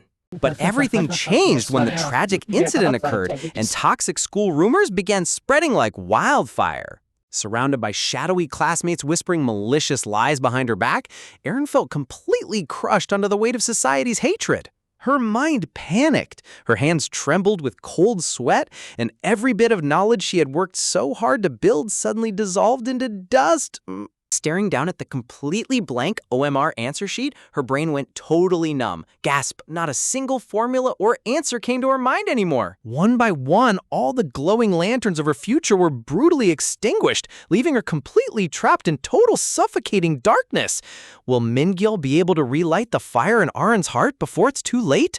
As the heavy weight of despair crushes her spirit, Arin feels her entire future sinking deeper into absolute darkness. Her eyes dart around in sheer disbelief, completely overwhelmed by the sudden cold realization that everything she built is crumbling away. Watching those glowing lanterns of her dreams flicker and fade one by one, she loses her way in the dark, unable to take a single step forward. She quietly murmurs to herself that if moving forward only leads to more unbearable pain, then maybe, just maybe, she simply doesn't have to force herself to walk forward anymore. Honestly, watching her mental state deteriorate like this is so heartbreaking. If she stops trying, she won't have to keep lighting those impossible lanterns, won't have to dread what tomorrow brings, and won't have to hate her own foolish self. Staring down at the completely blank answer sheet with her pen lying motionless, her mind remains entirely numb. Flashback to Min-gil leaning in with absolute sincerity, offering to help her study so they can tackle everything together again. Arin tilts her head back against her chair, whispering softly into the quiet room whether taking his hand would really be okay. She reaches her hand out toward the light, desperately wishing she could grab onto that small ray of hope. Suddenly, the classroom door slides open as a classmate bursts in, waving the exam answer key for everyone to check their scores. As the answers are read aloud, groans of total academic defeat echo across the room. Wow, I am completely cooked! Man, nothing brings students together like failing a test together. Min-gil sits quietly at his desk, staring down with a troubled expression as he worries about how Arin handled the exam. Looking around the fading classroom, the heavy silence only emphasizes how far apart they've been placed. Stepping out through the school gates after class, Min-gil freezes in surprise as he spots a familiar figure waiting by the wall.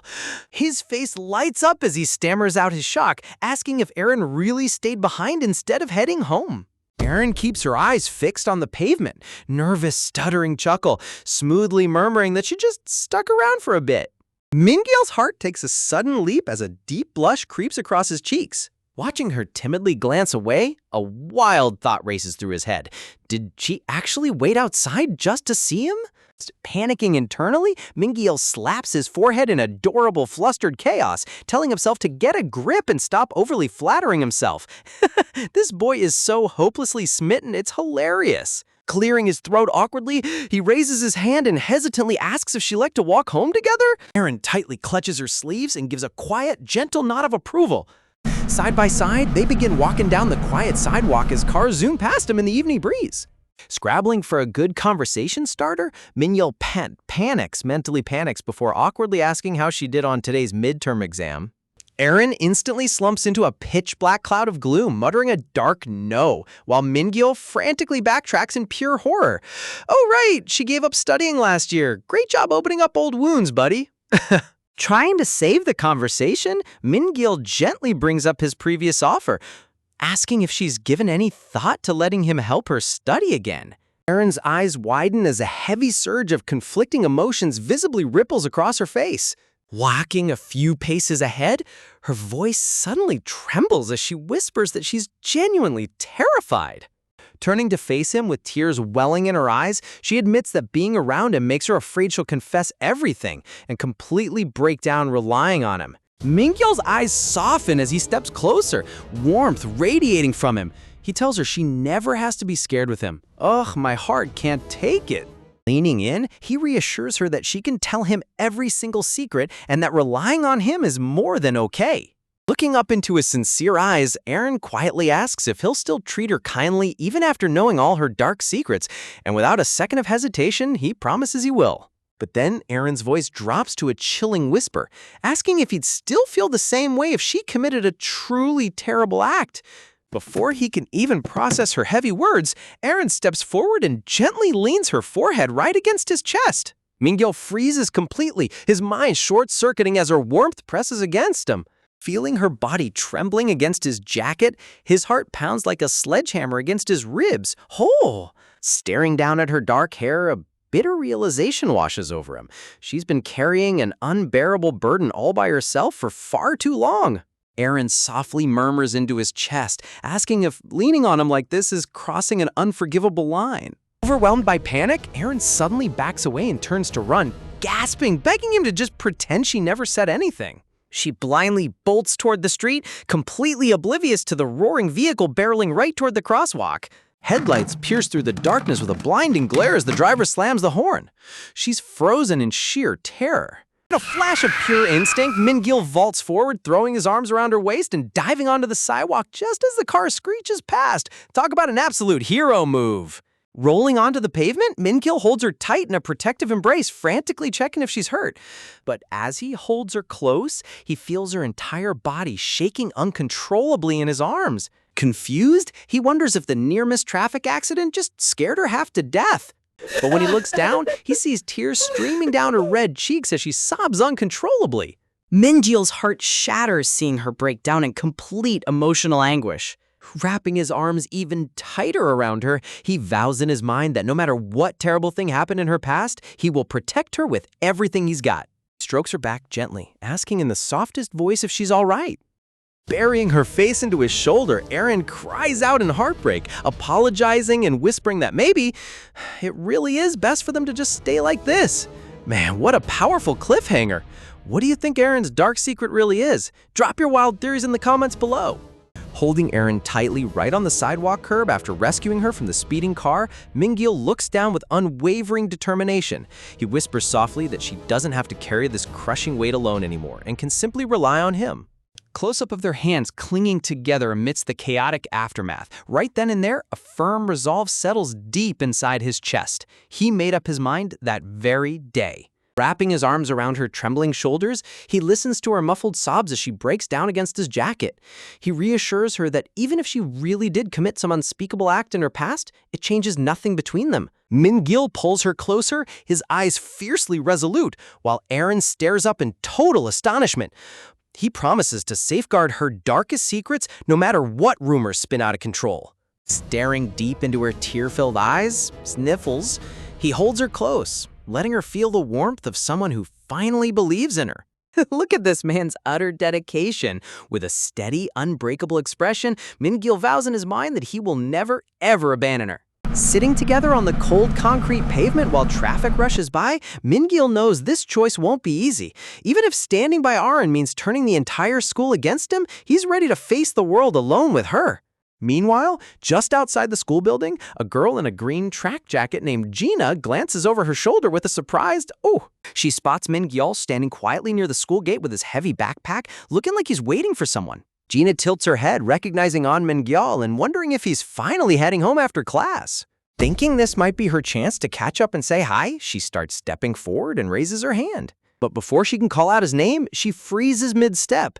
Peeking behind the concrete pillar, she notices Aaron standing right beside him in the shadows. Gina's eyes widen in utter shock as she realizes Aaron was waiting there with them the whole time. Cut to classmates gossiping mockingly as they walk past. They whisper about how weird it is for Min-gil to be cozying up to the mentally unstable girl, even joking if he's going to end up dead next. Man, school rumors are straight up toxic. Gina clenches her backpack straps, her face twisting with dark concern.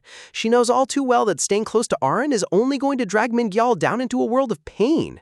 In a flashback, Min-gil's tearful face appears as he desperately confessed how much he just wants Aaron to smile like she used to. He remembered the days when he strove to become a better person.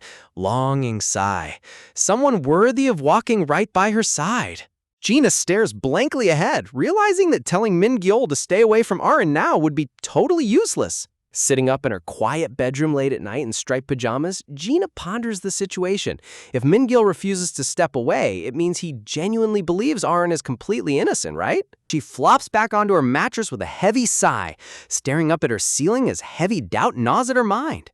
Lying on her back, Gina wonders if Min-gil ever discovered that Aaron might actually not be innocent, would he finally back off? Flashback to Gina confronting Min-gil under her umbrella, asking if he really chased after Aaron despite everything?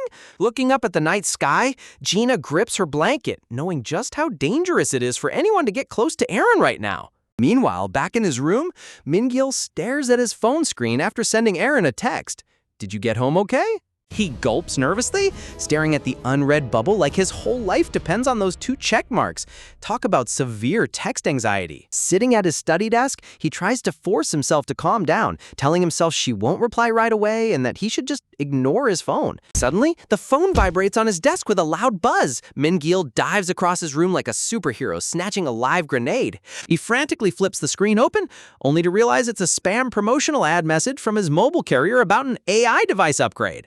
Bro got villain-level baited by a phone bill advertisement. Min-gil slams his head onto the wooden desk with a pathetic groan. He complains out loud that he can't focus on a single piece of homework no matter how hard he tries. Resting his cheek on the desk, his mind drifts back to earlier that day when they were walking. He remembers calling out Erin's name as she turned her head near the school fence.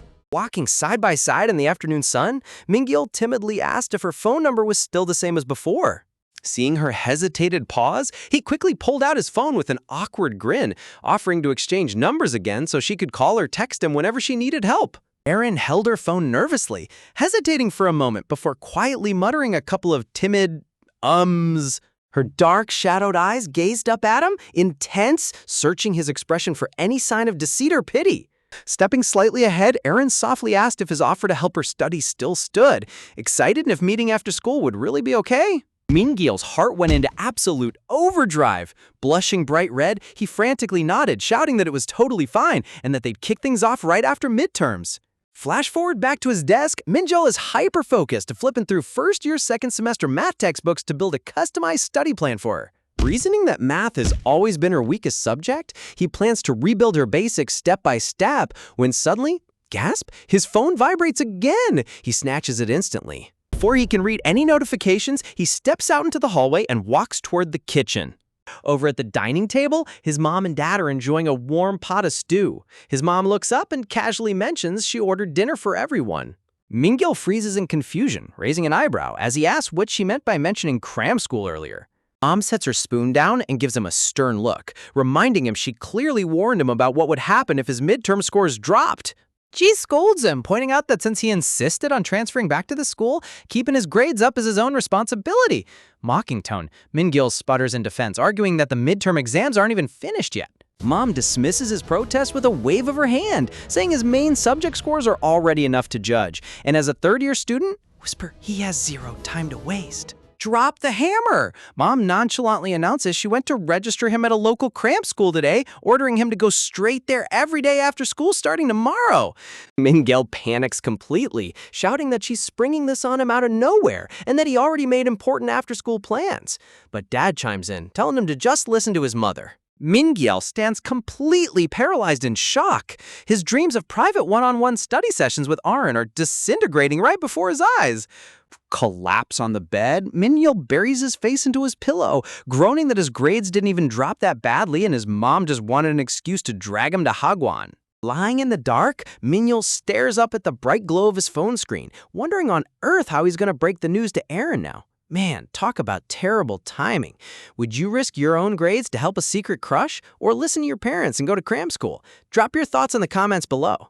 Min-gil's phone screen lights up in the dark, displaying a fresh text from Erin apologizing for passing out the moment she got home and asking if he made it back safely too.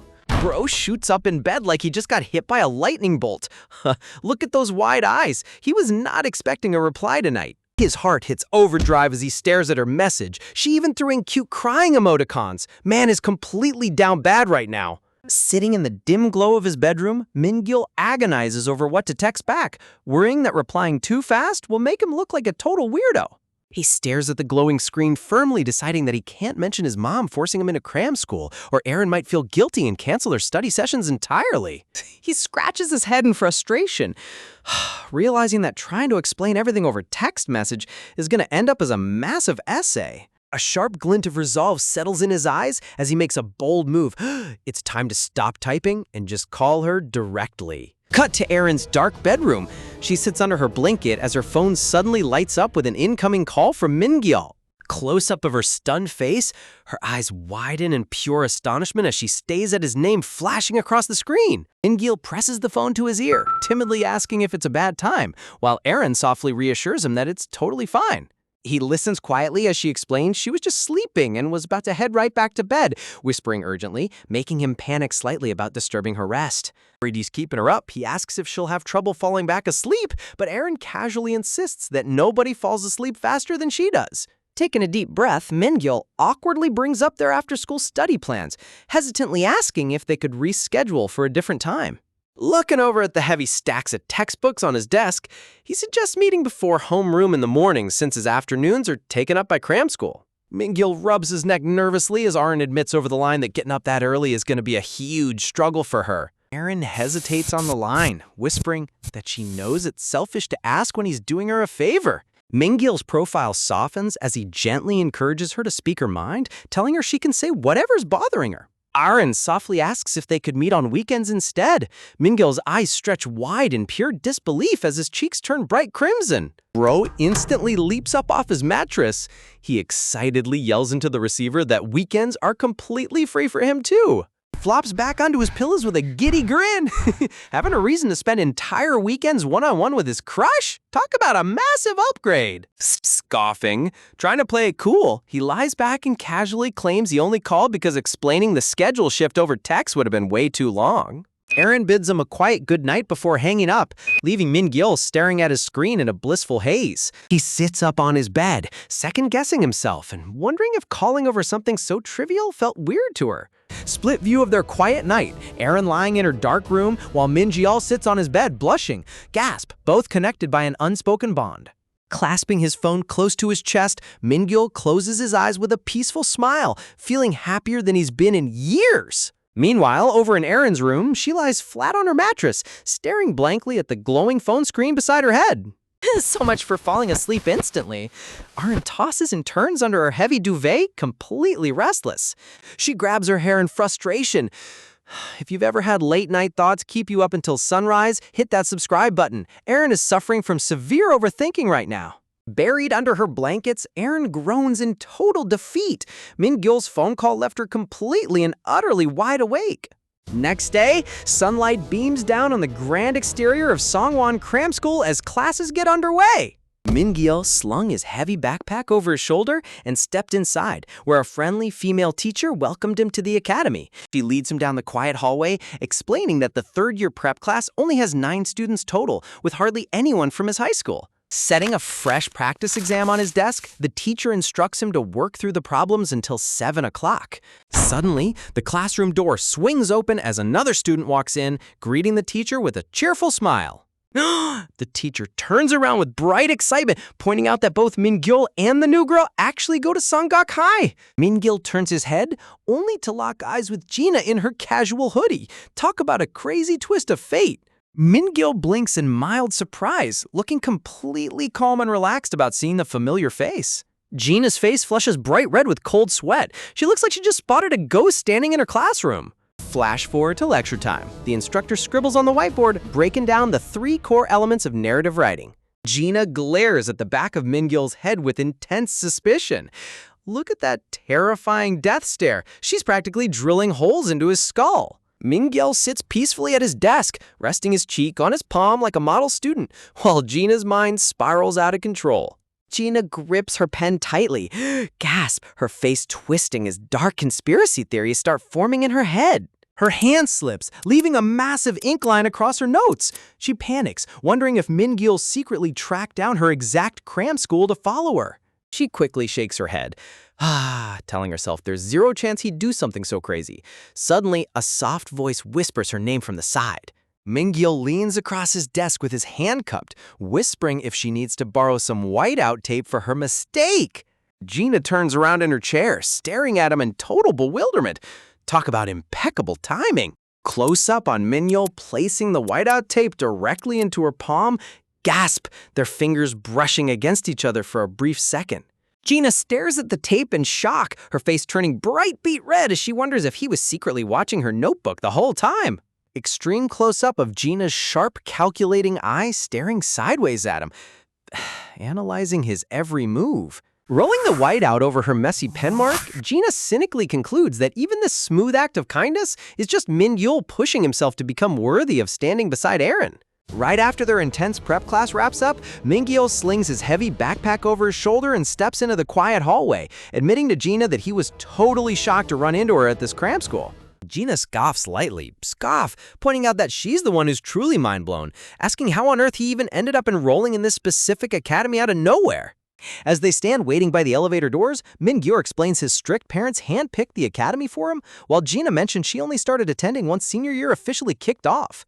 Walking out onto the chilly night street, Min-gil casually offers to hang out together since she probably doesn't have many academy friends yet, prompting Gina to immediately get defensive. Man's out here offering social charity like he's the king of hospitality. Min-gil just grins warmly, explaining he was genuinely worried about being completely isolated without any close friends in a brand new environment. Gina glances back at him sideways with a deeply suspicious look, trying to figure out if this guy's actually being genuine or if he's hiding some secret agenda. Sitting down together at the dimly lit bus stop bench, Gina stares at the digital arrival board before casually bringing up his academic record, asking, wasn't he supposed to be an elite top student? Min-gil looks over in confusion, but Gina admits her friend spilled all the tea about how he used to sit at the absolute top of his entire high school back in Seoul. Min-gil turns his head with a slight smile, explaining his exam scores took a slight dip this term, which made his furious parents yank him out of his old academy, making Gina roll her eyes in total annoyance at his high standards. Resting his arms on his knees, Min-gil gazes at the pavement, quiet, admitting that everything became completely chaotic the moment he transferred to Songgak High. Honestly, transfers in Manhwas never get a quiet life. It's mandatory drama from day one. Gina glares down at her lap in heavy thought, realizing that all this chaotic mess in his life revolves around one specific girl, Ju Arin. Dropping a sudden truth bomb, Gina casually mentions she spotted him walking home with Arin the other day, catching Min-gil completely off guard. She nonchalantly asks if Arin is doing okay, while the glowing electronic bus sign flashes the upcoming arrival times in the background. Min-gil's mind immediately flashes back to his late-night phone call, remembering Arin's sweet voice agreeing to spend their entire weekends together. A wildly giddy grin bursts across Min-gil's face as he chuckles out loud, leaving Gina completely speechless by a sudden mood swing. Look at bro glowing like he just won the lottery. Extreme close-up of Gina's sharp eyes. She narrows her gaze, her expression turning ice cold as she prepares to probe much deeper. Flashback panel. Gina remembers seeing Min-gil walking alongside Arin, recalling how other classmates were already whispering nasty rumors behind his back. Gina grips her skirt tightly in her hands, deep breath, telling herself that the rumors spreading around school are getting dangerous and she needs to address this without looking like a total nosy creeper. Min-gil turns his head toward her, asking what she was about to say. Leaning her cheek against her palm, Gina pops a heavy hypothetical question, asking what he would do if Ju Arin actually confessed her feelings to him first. Min-gil sputters in total panic, asking why she's bringing up something so wild out of nowhere, but Gina stays dead serious, insisting he's definitely thought about it. Min-gil stares at the floor in completely flustered silence, his cheeks turning beet red as his brain totally short-circuits. Melancholy sigh, black and white flashback of Arin sitting alone under a leafy tree, quietly sipping a juice box on a park bench. Close-up of Gina's mouth as her tone shifts into something far darker and more sinister. Dropping an absolute bombshell, Gina asks if Arin confessed to a literal murder crime only to him, would he turn her into the police or cover for her? Min-gil recoils in utter shock, demanding to know what kind of messed up question that is, but Gina calmly argues that she already broke down the whole case to him. Gina scowls, admitting she genuinely cannot comprehend why he's acting so blindly devoted to a girl wrapped in such terrifying rumors, adding that every other student thinks the exact same thing. Min-gil defends Arin passionately, arguing that she's mentally cornered and simply needs someone to lean on right now, insisting it's not blind devotion at all. Gina points her finger sharply, warning him that being mentally cornered is precisely what makes her so dangerous to be around. Min-gil's face tightens in distress as she asks if he's considered how suspicious their bond looks to everyone else in school. Talk about a brutal reality check from a classmate who doesn't pull any punches. Min-gil fires back bitterly, asking if she wants him to just cold-heartedly ignore Arin like every other cowardly student in their class. Gina flinches at his intense tone. Turning toward the bus sign, Gina argues that forcing himself to play the romantic hero right now might actually turn into a massive emotional burden for Aaron instead. Mingyao's eyes flare with frustration. He calls out her logic, pointing out she's asking these twisted questions under the flat assumption that Aaron is guilty, without ever considering the possibility that she's innocent. Gina glares right back, coldly asking why he's so stubborn about her innocence when literally everyone else in school is saying Aaron did it. Mingyo clenches his hands into tight fist on his lap, growling that school gossip isn't proof. Gina leans in close, her eyes piercing into his as she challenges him. What proof does he have when he didn't witness the crime scene himself? Mingyo narrows his eyes, hitting her back with the exact same harsh truth. That goes for her too. An icy, uncomfortable silence settles over the bus stop as both of them sit hunkered down in deep anger. Mingyo lowers his gaze to the ground, breaking the heavy silence with a quiet apology. Gina relaxes her shoulders, admitting she got way too emotional and shouldn't have snapped at him like that, while Mingil admits he blew his top too. Mingil lets out a bitter, sarcastic smirk, mocking tone, muttering that he should have just stayed cold and rational like her, leaving Gina inwardly sweating because he's clearly still furious. Bro is passive-aggressive master tier right now. Mean Girl takes a deep breath, deciding to drop the sarcastic attitude and lay out what he knows. Looking her dead in the eye, he reveals a crucial piece of info. Before that boy died, he had a massive fight with Aaron. Gina listens attentively as he explains that students from Yusiak High specifically witnessed the entire heated argument. Flashback panel. Extreme close-up of Aaron screaming furiously at the top of her lungs. Mingyo reveals witness accounts saying it was the first time anyone had ever seen Ju Aaron lose control like that. Mingyo stammers in shock as he connects the dots. That mysterious death occurred less than 24 hours after that screaming match. Gina stands up as the bus approaches, bluntly concluding that even if Aaron didn't do it directly, she's 100% deeply involved in his death.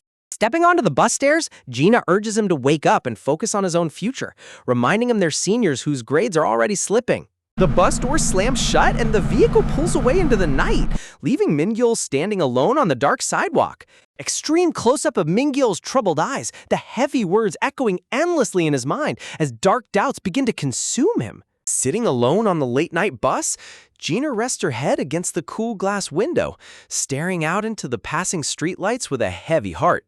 She winces slightly as the awkward argument replays in her mind, deeply regretting how harsh she came off right at the end. Oh man, isn't it always right after an argument when the perfect apology hits you? Flashback panel, Mingil's hurt, clenched fist flicker across her thoughts as his angry words echo back asking if she honestly expected him to just turn his back on Aaron and pretend not to care. Gina scowls at her own reflection, letting out a frustrated sigh as she realizes her sharp tongue might have completely burned a bridge she didn't mean to destroy. As the bus rattles down the dark mountain road, Gina gazes out into the night, concluding that at the end of the day, it's really not her place to stick her nose into his personal drama.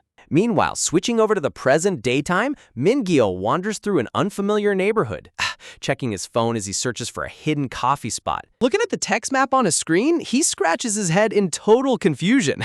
Bro is navigating these labyrinth back alleys like he's on a secret stealth mission just to grab a nice latte. But Gina's heavy accusation suddenly echoes back in his head, demanding to know why he stands so firmly by Aaron when every single student in school believes she's guilty. Mingil's mind drifts back even further into a shadowy, bittersweet memory. Sad sigh. Remembering a quiet boy with glasses whispering a timid apology. He stops in his tracks, tilting his head up toward the bright sky as nostalgic memories begin to flood his mind. He exhales deeply, telling himself to stop digging up the past, but some memories are just far too stubborn to stay buried. Flashback to 4th grade elementary school. An elderly woman walking with a cane stumbles along the sidewalk, accidentally dropping her pouch onto the asphalt. Spotting the dark leather wallet sitting right on the pavement, young Mingil freezes in his tracks. Without a second thought, he calls out at the top of his lungs, calling after the owner. A young girl with adorable short bangs and wide, curious eyes turns around in total surprise.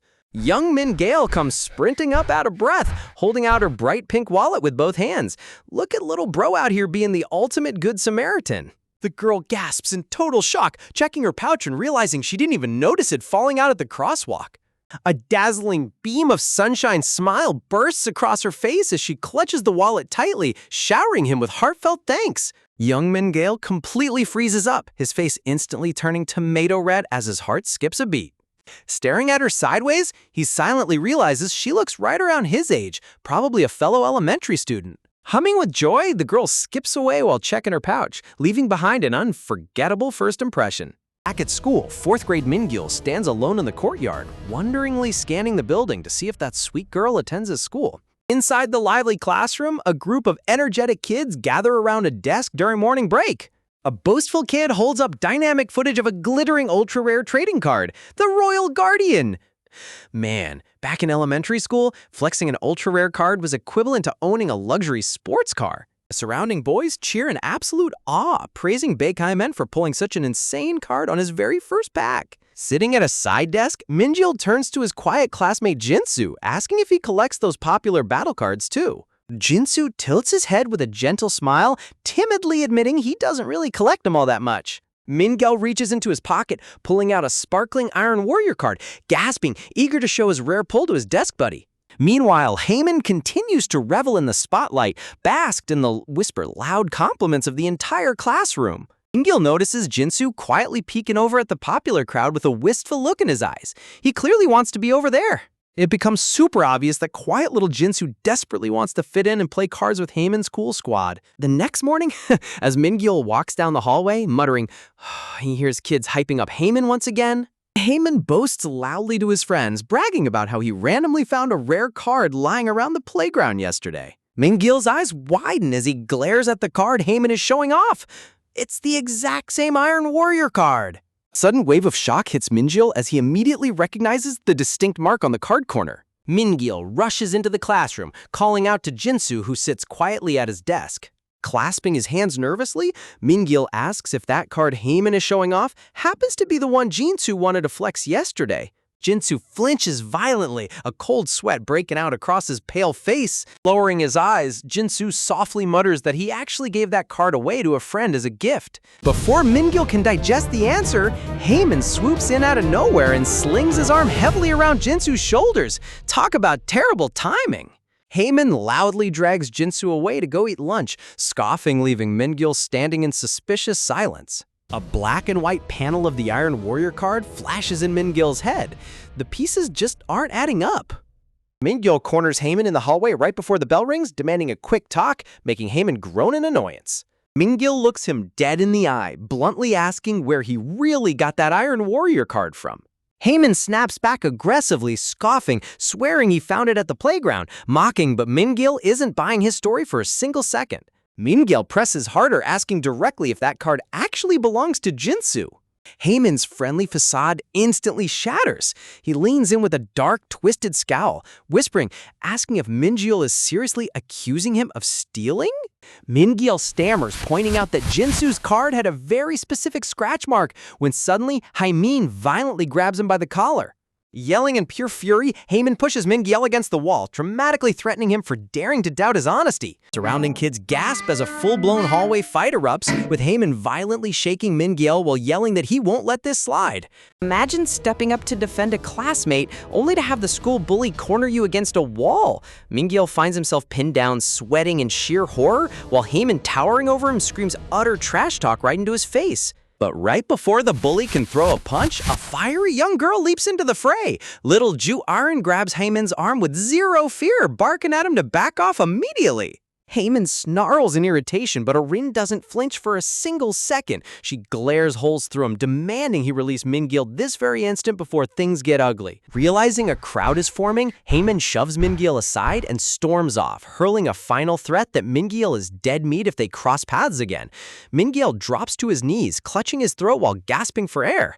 Arin rushes over, her fierce expression instantly softening into genuine concern as she kneels down to check if he's severely hurt.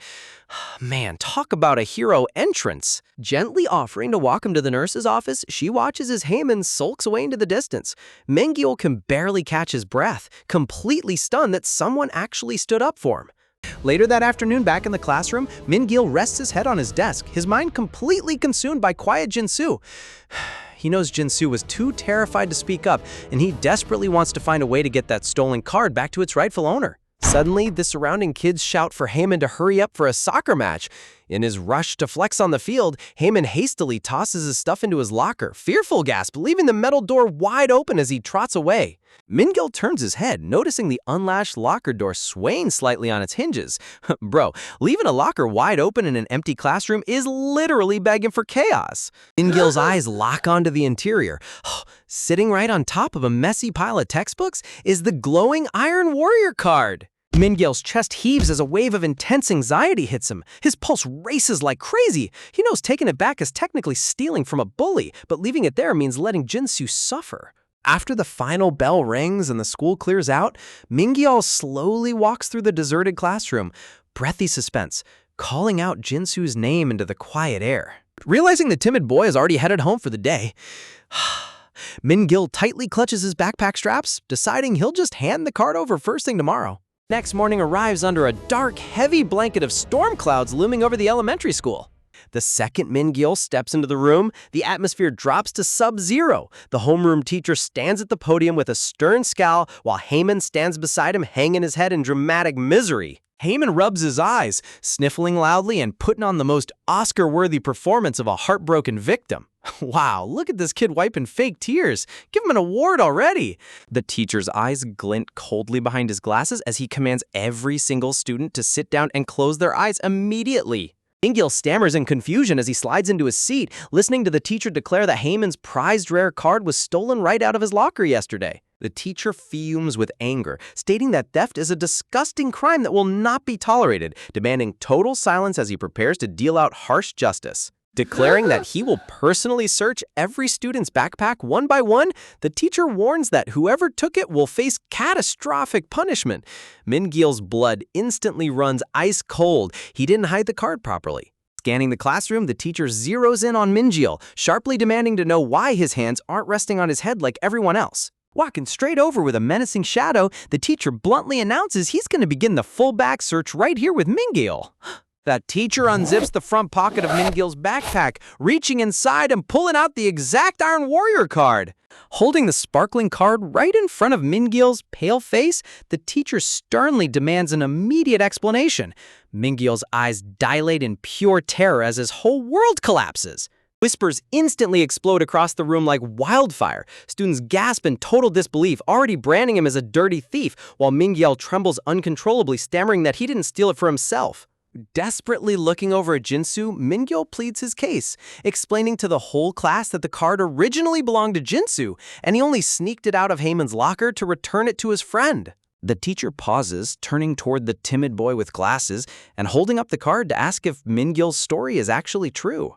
Jinsu slowly turns his head, his face bruised with a band-aid on his cheek, staring back at Min-gil with cold, distant eyes. With a flat, heartless tone, Jinsu mutters a single word.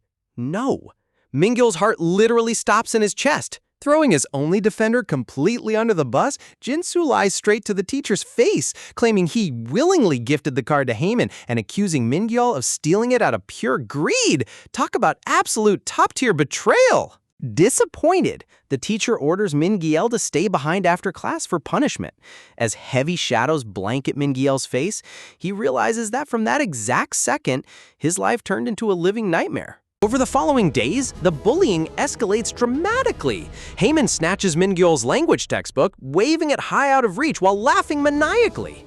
As Min-gil desperately reaches up, Haemin violently shoves his face back, mockingly screaming for the whole hallway to look at the thief trying to steal again.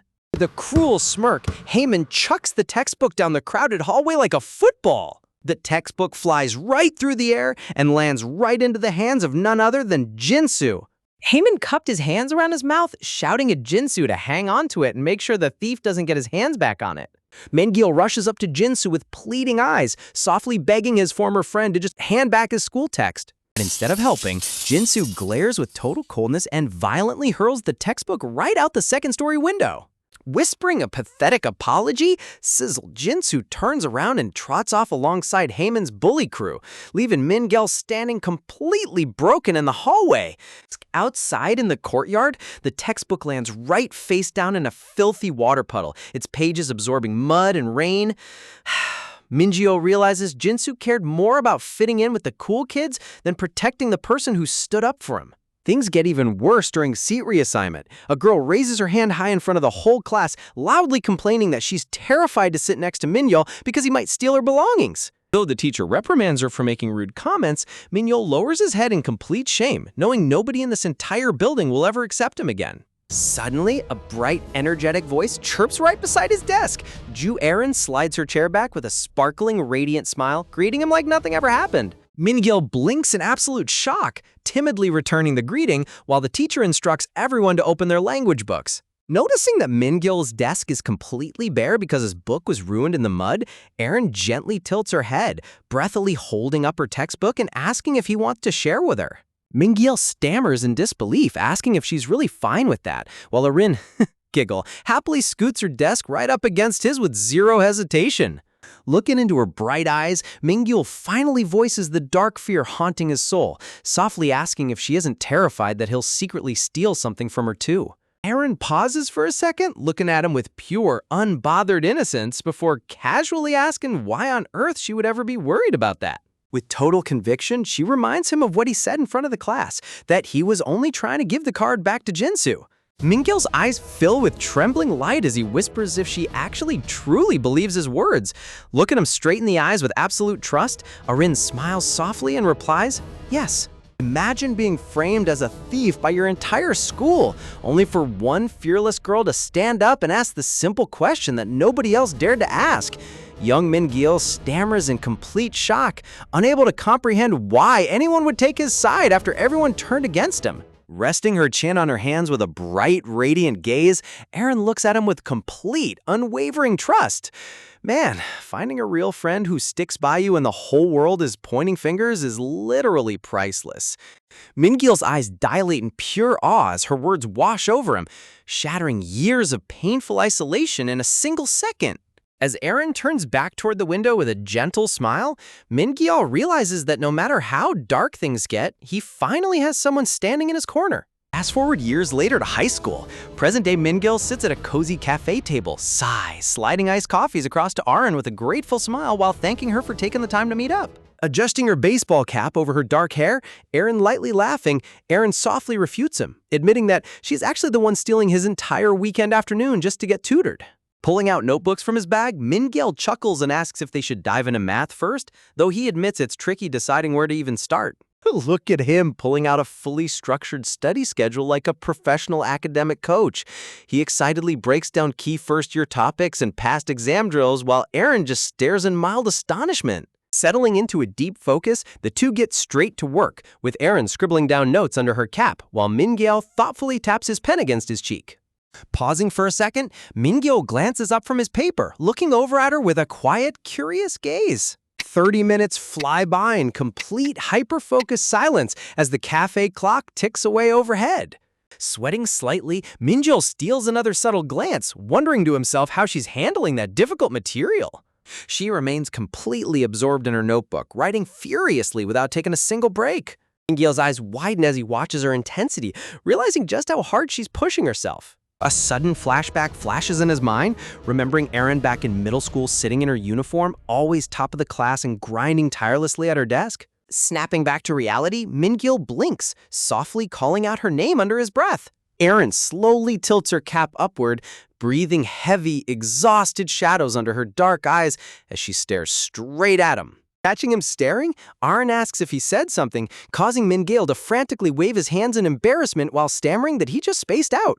Shifting the mood, Erin passes her textbook across the table, asking if he can check a tricky practice problem for her. Mingyul leans in to review the calculus question, noting how complex it is before noticing adorable little cat doodles drawn all over the margin. Bro, even serious academic comebacks need cute cat doodles. Mingyul explains that solving this requires mastering multiple core concepts at once, asking if she remembers the formulas, but Erin bluntly admits she doesn't. Promising to sketch out the graph step by step, Mingyul breaks down the logic, while nearby cafe patrons chatter in the background about their upcoming mock exams. Erin tugs her cap down lower, quietly acknowledging his guidance with a low nod. Staring at her closely, Mingyul twirls his pen while pieces of the puzzle begin connecting in his brain. Surrounding patrons whisper among themselves, wondering if these two are high schoolers from a different district. Watching Erin hide her face deeper beneath her visor, a sudden realization hits Mingyul like a bolt of lightning. Connecting all the strange clues, how Erin insisted on this remote, out-of-the-way cafe, how she vanishes during lunch, and how often she skips school altogether. Looking at her hunched over her work, Min-gil realizes she's cramming tirelessly in complete secrecy away from everyone else. Later that afternoon, the two walk outdoors through a quiet park with a scenic stone bridge over a peaceful stream as Aaron asks how the study session felt. Min-gil turns to her with a warm, admiring smile, praising her incredible focus and reminding her that making such a rapid academic comeback is only possible because she's naturally brilliant. Min-gil lets out a cheerful laugh as he strolls ahead, while Aaron trails behind, watching his back in quiet awe. Spotting a street food truck parked along the walkway, Min-gil points over at the steaming trays, asking if she's hungry for some spicy tteokbokki. Aaron pauses in surprise, wistfully looking over at the group of students happily eating around the truck. Tugging her cap down tightly, Aaron shakes her head, quietly insisting that she's totally fine and doesn't need anything. But right on cue, her stomach lets out a massive, thunderous growl that echoes through the entire park. Talk about the universe instantly exposing your lie. Turning bright red with utter embarrassment, Aaron yells in panic that she's seriously fine and will just eat when she gets home, while Min-gil's sweat drops in disbelief. Watching her hurry ahead with her head down, Min-gil realizes that her refusal has nothing to do with food. She's deeply uncomfortable being anywhere near crowds. Flashback memories surface, remembering how people whispered and judged whenever Aaron was seen near him in public. Remembering the toxic rumors spread by other students, warning everyone to stay away from her? Min-gil's gaze softens with deep empathy, realization breaking through now as he finally gets the real reason behind her acting so distant. He realizes she's deliberately staying away from crowded spots not to protect herself, but because she fears people will target and judge him if they see them together. Calling out gently from behind, Min-gil tells her softly that there's absolutely no need for her to be so cautious.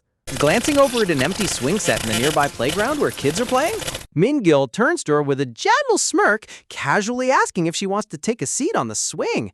Aaron stammers in total shock. She bites her lip, blushing furiously beneath her cap while staying completely silent. Min-gil smiles knowingly, realizing that her quiet silence is a total confession that she desperately wants to try it. Looking at her with unconditional warmth and tenderness, stepping right up beside her, snicker, Min-gil offers with a sweet grin that he'll give her a gentle push if she gives it a shot. Aaron stutters nervously, timidly pointing out that people in the park might stare at them, but Min-gil interrupts her before anxiety can take over. Looking her straight in the eyes with absolute confidence and a radiant smile, calm and reassuring, Min-gil reassures her that nobody is going to judge them and that they can just enjoy this moment together. Before her anxiety can spin out of control, Aaron turns around, her eyes widening in absolute shock as the simple joy of childhood suddenly stares her right in the face. Stepping up right behind her, Min-gil gives the swing a gentle shove, calling out with a bright smile to check if the speed is all right, and Aaron instantly calls back with total excitement. As the swing glides forward, the wind gently catches her hair, lifting her high into the open sky as years of heavy stress begin melting away. Swooping back and forth with a rush of cool air, the playground blurs around her into a peaceful sanctuary away from the world's harsh judgments. But wait, holding onto her cap with one hand, she starts sweating a bit as the swing builds up serious momentum. Instead of slowing down, Min-gil leans in with a mischievous grin, whispering, warning her to hold on super tight because he's about to unleash maximum pushing power. He launches the swing into orbit. Look at those feet flying way above the ground. Closing her eyes as the wind rushes against her skin, Aaron lets out a breath she feels like she's been holding for years. But right at the peak of the arc, whoosh! The high-speed wind catches her visor and sends her cap fly completely off her head. Her dark hair bursts free in the open sunlight, completely revealing her shock-filled face without a single shadow left to hide behind. Realizing he went total anime protagonist mode on that push, Min-gil stammers in sudden panic, reaching out his arm as he realizes he pushed way too hard. Suddenly, a heavy crash echoes across the ground. Min-gil's face goes completely blank as horror strikes his soul. Aaron is curled up on the hard ground, trembling in total agony while holding her ankle. Bro went from romantic hero to disaster master in 5 seconds flat. Trying to place her foot back on the concrete, Aaron winces with a painful groan, ow, as sharp aches shoot right through her joint. Helping her over to a stone ledge nearby, Min-gil sits right beside her with panic in his eyes, asking if she can even walk, while Aaron timidly admits she landed awkwardly on her foot. Min-gil completely collapses into a puddle of dark guilt, hanging his head and bowing in shame for ruining her day, while Arn frantically waves her hands to tell him it's totally fine. Looking over at his devastated face, Aaron gives him the softest, most genuine smile, reassuring him that it really isn't a big deal at all. Min-gil freezes, staring at her soft features in complete breathless awe. Watching her gentle profile under the soft sunlight, Min-gil realizes with a thumping heart that ever since they reconnected in high school, he has never seen her wear such a raw, beautiful expression.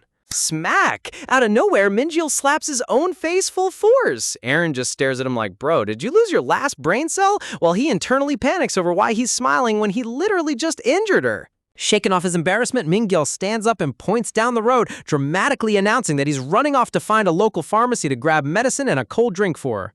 He tells her to stay put and rest, but just as he turns around, a gentle hand reaches out and tightens around the hem of his shirt.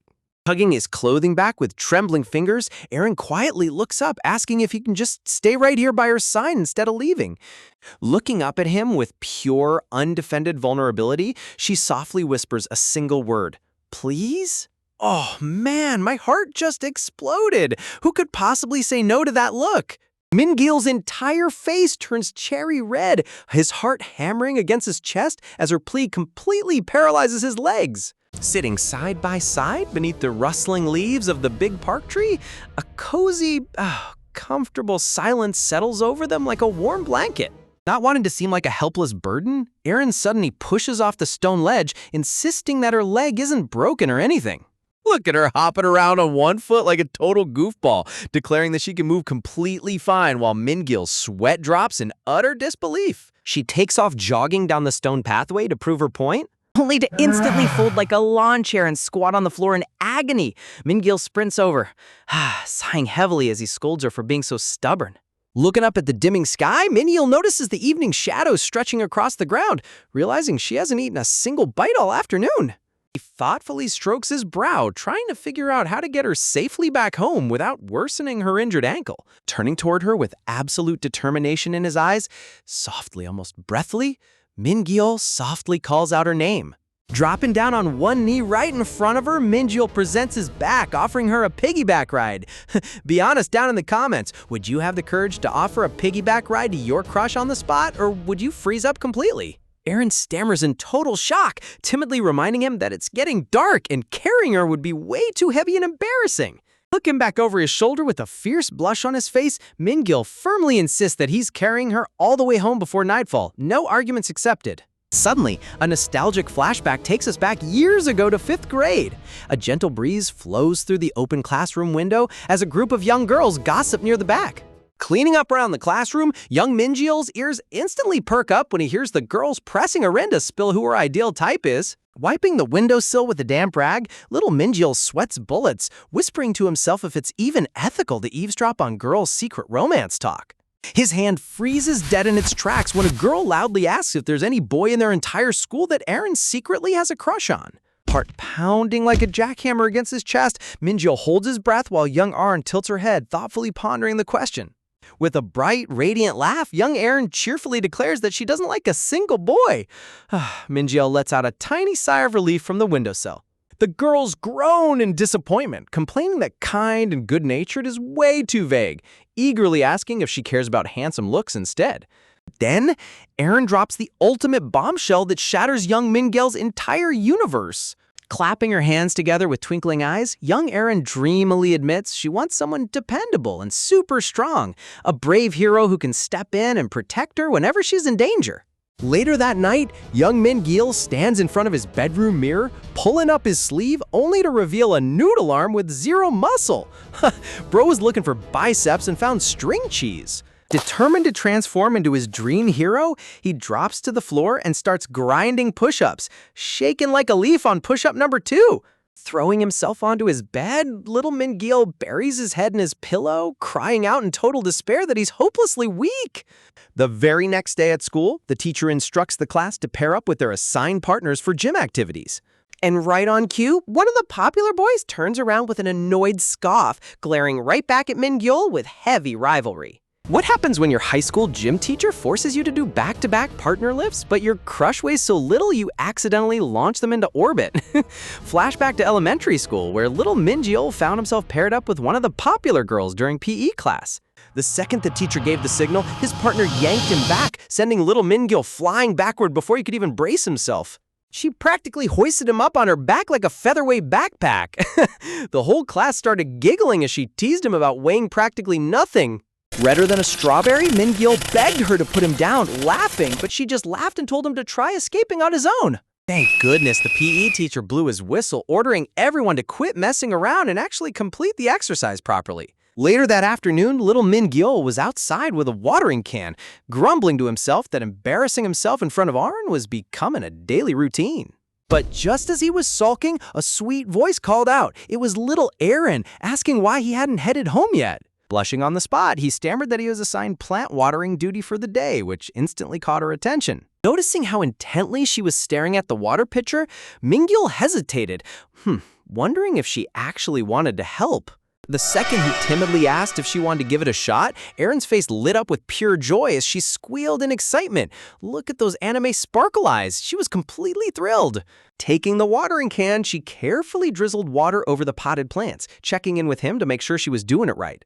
Min-gyeol picked up a heavy plant container to shift it over, reassuring her that having her around was making his chore way more fun. Watching him lift the heavy pot, Aaron tilted her head and sweetly noted that he was way stronger than he looked. Min-gyeol's heart did a whole flip. Hearing her compliment his strength made his entire face turn beet red as she marveled at how effortlessly he moved it. Suddenly, Erin set her watering can down and snapped her fingers with a brilliant idea, suggesting they try that partner lift exercise from PE class. Stepping right behind him, she linked arms with Min-gyeol, cheerfully daring him to lift her up on his back. Min-gyeol hesitated out of fear of dropping her. Aaron giggled softly, promising that even if she fell, she wouldn't blame him at all. Tightening his grip on her hands over his shoulders, little Min-gyeol took a deep breath, determined to prove his strength to her. With a nervous gulp, he told her he was ready, praying his legs wouldn't turn into jelly. Bracing his core, he bent forward and lifted her right into the air. Look at that total win. He actually picked her up without losing his balance. Jumping back to the present evening, Min-gyeol carried Aaron piggyback down the quiet road, feeling the gentle warmth of her back resting against him. Hearing her adjust her position slightly against his shoulders, he softly checked in to see how she was holding up. Aaron timidly asked if she was getting too heavy for him, but Min-gyeol just chuckles, teasing her that she was so light she clearly needed to eat double portions at dinner. Feeling the cool evening breeze brush past them, he worriedly asked if her thin jacket was keeping her warm enough. Rested against his neck, Aaron's face flushed bright pink, totally overwhelmed by how thoughtful he was being. Seriously, where do you even find a guy this attentive? Stopping by a stone curb, Min-gyeol carefully squatted down to let her rest her injured ankle for a moment. Aaron looked at him with wide, bashful eyes, breathed nervously, her heart beating fast from how tenderly he treated her. Trying to act tough, Aaron stammered that her leg felt completely fine and that she could easily walk on her own feet. She limped forward a couple steps, nervously pointing out that they were running out of time and would end up missing the last bus. Stopping right in front of her, Min-gyeol searched her eyes, suddenly piecing together the real reason behind her stubbornness. In a gentle voice, he asked if she was refusing his help simply because she was worried random people on the street would stare and gossip about them.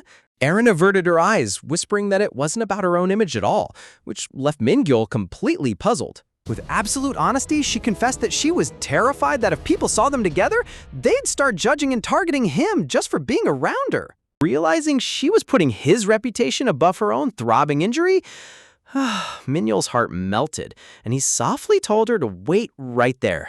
Swoop! Before she could even ask why, Min-gyeol reached down and scooped her up into his arms in a sudden bridal carry. Aaron let out a flustered gasp, dangling in his arms while her head spun from the sudden elevation. Adjusting her securely against his chest as pedestrians strolled past, Min-gyeol flashed a warm smile, reminding her that carrying her was a total walk in the park. Looking straight into her shocked eyes, he firmly declared that if her only concern was protecting him, then he had every reason to carry her the entire way. He assured her that he couldn't care less about shallow rumors or nosy classmates talking smack behind their backs. In fact, he boldly promised that if anyone wanted to whisper about them, he'd make sure they got a front row view of him carrying her around like a king. Talk about an absolute legend moment. Burning red with embarrassment, Erin timidly begged to switch back to a piggyback carry because being held up so high was making her head dizzy. But right at that exact instant, whoosh, the local city bus rumbles past their stop without slowing down. Watching the rear lights disappear around the bend, Min-gil gasped, frantically pulling out his phone to check the live route map. Sure enough, the phone app confirmed that was officially the final bus route of the night. They were totally stranded out in the dark.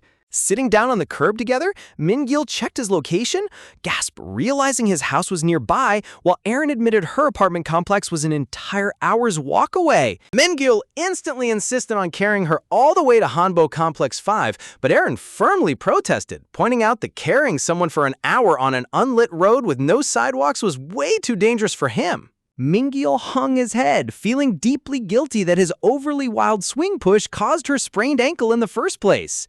Reaching out into the dim evening light, Erin gently clasped his hand, proposing a sweet compromise.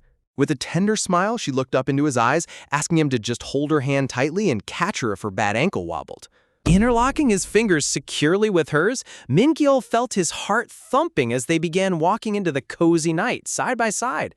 Guys, if you're loving this heartwarming romance as much as I am, hit that like button and subscribe for the next episode. Imagine walking down a pitch-black deserted road with your ultimate childhood crush, only for that pitch-black silence to set up the most nerve-wracking confession of your entire life. Min-gil looks up at the heavy darkness, his heart pounding like a jackhammer. The country road is completely abandoned without a single car light in sight, creating a spooky yet somehow ridiculously romantic atmosphere. Stepping through the dark side by side, Min-gil can feel his palms turning into total waterworks. Bro is sweating bullets just holding her hand, praying she doesn't notice how nervous he actually is. Erin looks around curiously, admitting it's her very first time actually walking this stretch of road since she only ever saw it from the school bus window. Memory lane instantly opens up as they recall how their middle school bus used to rumble right past these trees every afternoon, dropping him off just 3 stops before her. Min-gil smiles warmly, asking if that wasn't the exact time they started becoming really close friends back in middle school. But Erin instantly shakes her head, correcting him that they've been close way longer than that, all the way back to elementary school. Talk about a complete memory reset. She pouts slightly, complaining that it makes her sad that he forgot, asking if she was really the only one who thought they were close back then. Min-gil frantically waves his hands, stammering that he actually thought he was the only one. Her cheeks flush a deep pink as she quietly admits that she actually started becoming hyper-aware of him as a guy around middle school. Min-gil stammers in total shock, asking what she means by being aware of him, causing Erin to panic and stumble right over her own feet. Reaching out in a flash, Min-gil steadies her, checking if she twisted her ankle again. Erin breathes a sigh of relief, gripping his arm tightly as she reassures him she's totally fine. Looking down at the rugged, unmaintained road, Min-gil points out that nobody walks around here, so they've got to watch their steps super carefully in the dark. Pulling out his phone, he turns on the flashlight to illuminate the path, deadpan, thinking it's way safer than blindly holding hands through the pitch black. Even when Erin worries that his battery's running low, Min-gil shrugs it off with total chivalry, declaring that protecting her path is worth a dead battery any day. But with a shy blush, Erin gently reaches over and clasps his hand again, whispering that she actually prefers walking like this together in the quiet night. Ah, man, my heart can't take this level of pure sweetness. His face instantly turns into a red furnace. Min-gil quickly agrees to save his battery, claiming his eyes are totally adjusting to the dark anyway. Right on cue, Mr. Smooth Adjustment stumbles straight over a bump. Bro boasted about night vision and immediately caught air. Seeing a giant flat boulder right beside the road, Min-gil suggests they take a quick breather so she can give her injured ankle a rest. Sitting side by side on the cool rock, Erin looks out into the quiet sky, noting how different and clear everything looks compared to the bright city lights of Seoul. She softly remarks that the darker the surroundings are, the brighter the stars seem to shine in the sky. Stealing his courage, Min-gil turns his head toward her, timidly asking how her life was back when she lived in Seoul. Erin lets out a quiet sigh, gently teasing him that it took him weeks after reuniting to finally ask her about her 5 years away. Min-gil quickly apologizes, embarrassed that he hesitated so long out of fear of bringing up bad memories. Seeing his genuine concern, Erin smiles softly, reassuring him that it's totally okay and that she doesn't mind talking about it at all. Looking up at the starry night, Mingyul warmly admits that through all those lonely years apart, his single greatest goal in life was studying hard so he could get into the same university as her. Arin's eyes widen in absolute shock. Hearing that she was his entire motivation for 5 whole years completely catches her off guard. Mingyul beams with pure happiness, confessing that just getting to sit right beside her again like this makes every single hardship worth it. Overwhelmed by his pure sincerity, Arin bows her head low, unable to hide the emotional tears swelling up in her eyes. Mingyul panics when he hears her voice trembling, gasping, asking why he treats her so well when she doesn't deserve it. Mingyul looks at her with tender warmth, realizing that asking her why she was always so nice to him was the one question he wanted to ask his whole life. Reminiscing about the day she cheered him up back in elementary school, he remembers how her radiant kindness saved him from his deepest insecurities. He takes a deep breath, knowing there's no more hiding behind vague answers or awkward jokes. Looking down at his lap, Mingyul stammers out that for him, there's really only one true answer to why he treats her this way. With total honesty, the words finally drop right into the silent night, because I like you. Gasp! Bro finally said it. He did not hesitate. Arin freezes on the spot, her eyes wide as saucepans, while a blazing red blush explodes across her face. And then, reality hits Mingyul like a runaway freight train. His brain completely short-circuits as he realizes what just came out of his mouth. Panic mode officially activated. He screams internally, mentally tearing his hair out. Did he seriously just drop a full romantic confession without a warning? He blurted out the raw truth before his brain could even filter it. If you were in his shoes right now, would you try to play it off as a joke or stand your ground like a real man? Drop your thoughts below. But look at Arin. She's covering her entire face with her hands, trembling like a leaf while her heart beats right out of her chest.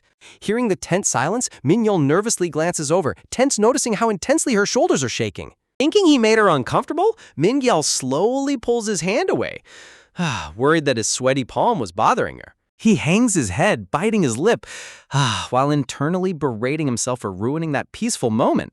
Just as he retracts his fingers, a delicate voice softly breaks the silence, asking why he stopped. Arin turns her head toward him, her tear-filled eyes sparkling in the moonlight, as she asks why he let go of her hand.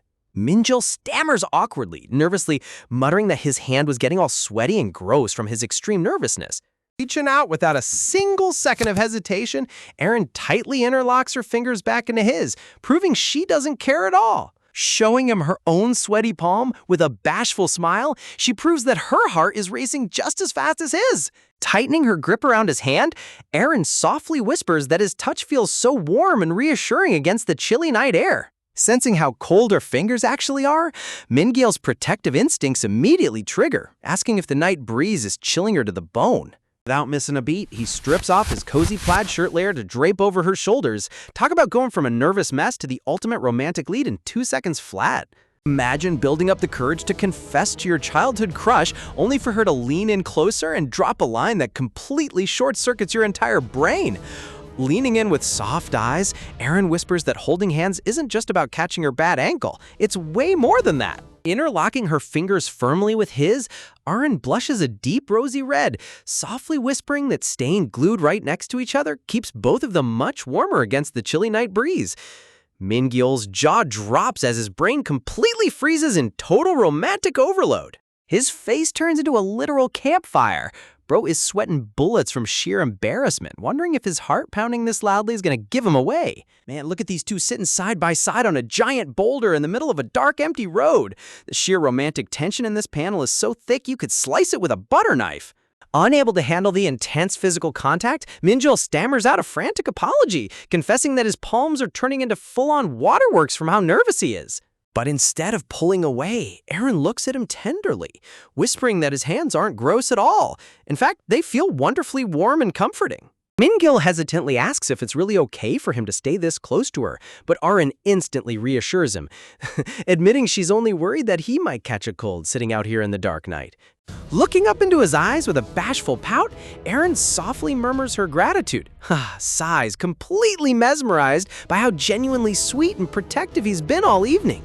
Mingyul stammers in total confusion, his thoughts racing at 1,000,000 miles an hour as he tries to process whether he's daydreaming or actually living out a romance anime scene. Reaching out gently, Erin places her delicate hand right against his arm, silently pulling him even closer to her side. Min-gyul's eyes pop wide open in absolute shock. He can barely breathe as her gentle touch sends an electric shock straight through his body. Blushing down to his chest, he realizes he can't just sit here like a frozen statue while she looks at him with those soft, tear-filled eyes. Stealing every ounce of chivalrous courage in his body, Min-gyul reaches up with both hands and gently cups her cool, delicate cheeks. Bro did not hesitate. He went for the double cheek cup. Holding her glowing face between his palms, Min-gyul gazes deeply into her eyes, his heart beating like a rhythm game on max speed. He notices how incredibly soft, squishy, and cool her skin feels against his burning hands, completely lost in the magic of the moment. Seeing how insanely flustered he gets, Erin lets out a quiet giggle, gently teasing him that she was just joking about being cold, leaving him totally speechless. Min-gyul stammers out a nervous question, asking if she really isn't freezing out here in the night air. Resting her cheek warm against his palm, Erin tilts her head with a shy, adorable smile, admitting she might still be just a tiny bit cold. Min-gyul's eyes widen as Arn slowly leans her entire body toward him. The distance between their faces vanishes in an instant. Gently slipping his fingers behind her ear to brush away her soft, dark hair, slowly Min-gyul stops thinking and lets his instincts take complete control. Locked in an intense gaze, both of their cheeks flush bright pink as their breath catches in their throats. The atmosphere turns purely electric. Inches away, their lips are literally a single millimeter apart, both of them closing their eyes as they lean in for what's about to be the ultimate game-changing kiss. But right at that exact split second, a massive highway bus comes roaring past him on the road, blaring its lights and completely blowing away the romantic mood. Are you serious? Buskun strikes again. Talk about the absolute worst timing in Manhar history. Total radio silence drops over the boulder. Both of them sit glued to the rock like two awkward statues, completely shell-shocked by what almost just went down.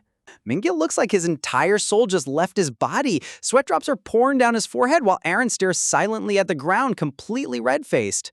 Panicking from the overwhelming awkwardness, Erin abruptly leaps up from the boulder, loudly declaring that it's super late and they need to start walking right now. She grabs his arm and immediately starts sprinting down the dark road, shouting that they're almost at her apartment complex while Min-gyul frantically tries to keep up with her. But in her utter state of panic, she literally starts running in the complete wrong direction. Min-gyul has to yell out to turn her around before she walks all the way back to school. Turning around on a dime, Erin dashes in the correct direction while Min-gyul warns her to watch her step on the uneven pavement so she doesn't hurt her bad ankle again. Arriving at the quiet street corner near her neighborhood, breathing hard, both of them slow down to a halt, pointing in opposite directions with their heartbeats still thumping like crazy. Min-gyul nervously shifts his bag, urging her to hurry inside her warm house before she catches a cold, while Erin promises to text him as soon as she gets inside. Feeling a lingering wave of responsibility, Min-gyul hesitantly offers to walk her all the way to her front door. Before he can even finish his sentence, Erin suddenly yells out a sharp, "No, don't come!" freezing both of them in dead silence.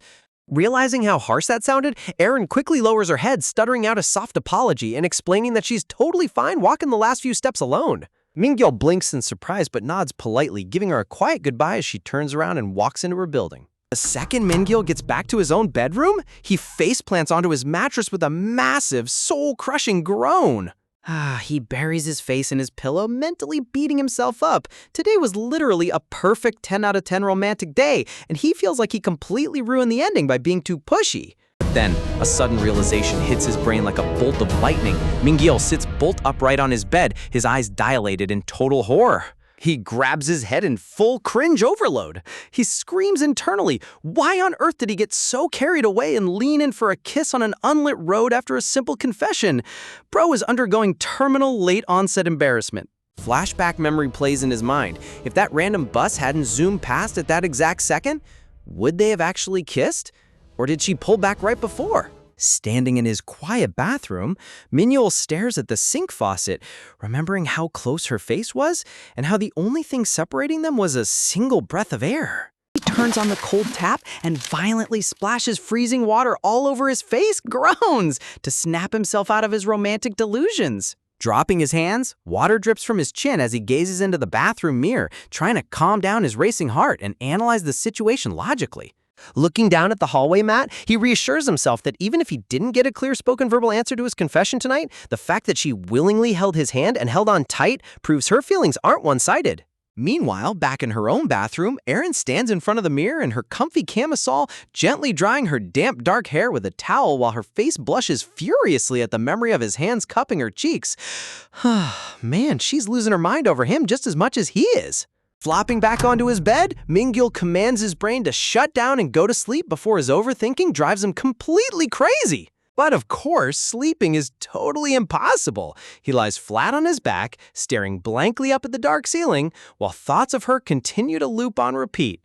He starts reflecting on Arin's current situation. She's dealing with massive emotional stress and family issues after moving back from Seoul, so naturally she's going to lean on a trusted childhood friend. He recalls her tearful voice from earlier, where she admitted she was terrified that being around him would make her break down and spill all her hidden secrets. Min-gil's expression turns deeply resolute. He realizes that forcing a romantic relationship right now might put an unnecessary burden on her shoulders.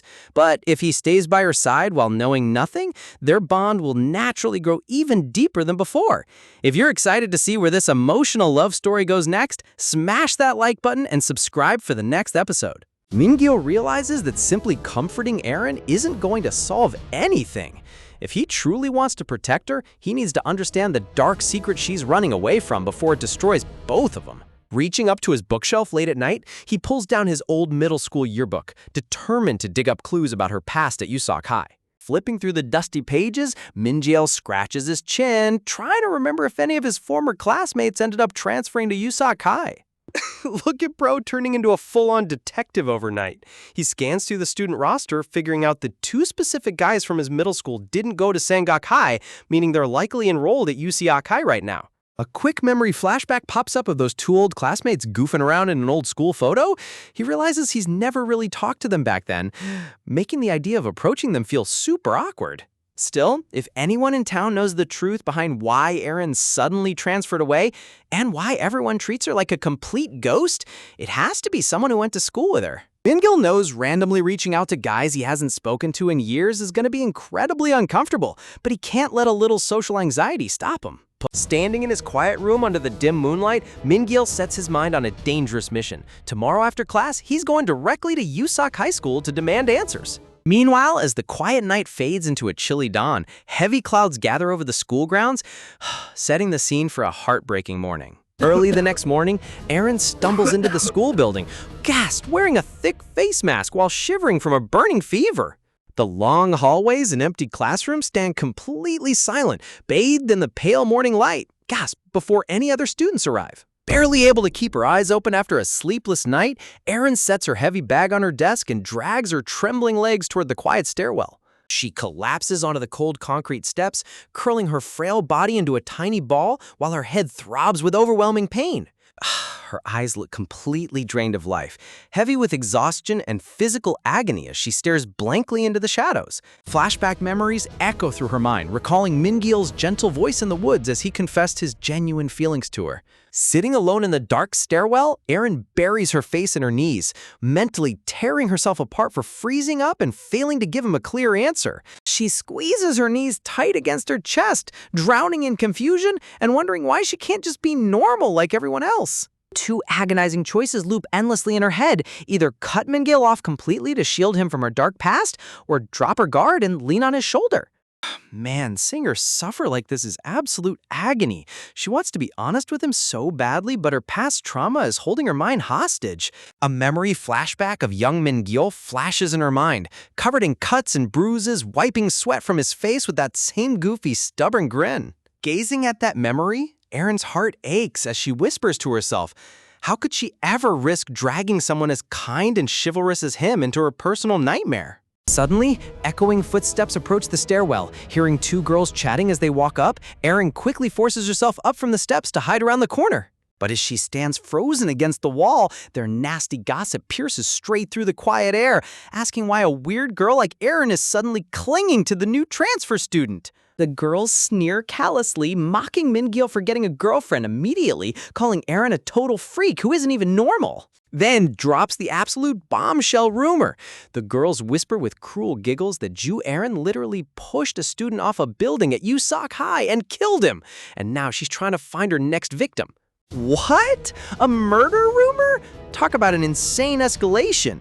Erin presses her body flat against the wall, clamping both hands over her mouth in absolute terror as those horrific words tear her world apart. Her eyes dilate with intense shock as tears brim at the edges of her vision, trembling uncontrollably while listening to her name get dragged through the dirt. Looking down at her trembling feet, she realizes this exact nightmare is why she tried so hard to stay away from Min-gil from the very beginning.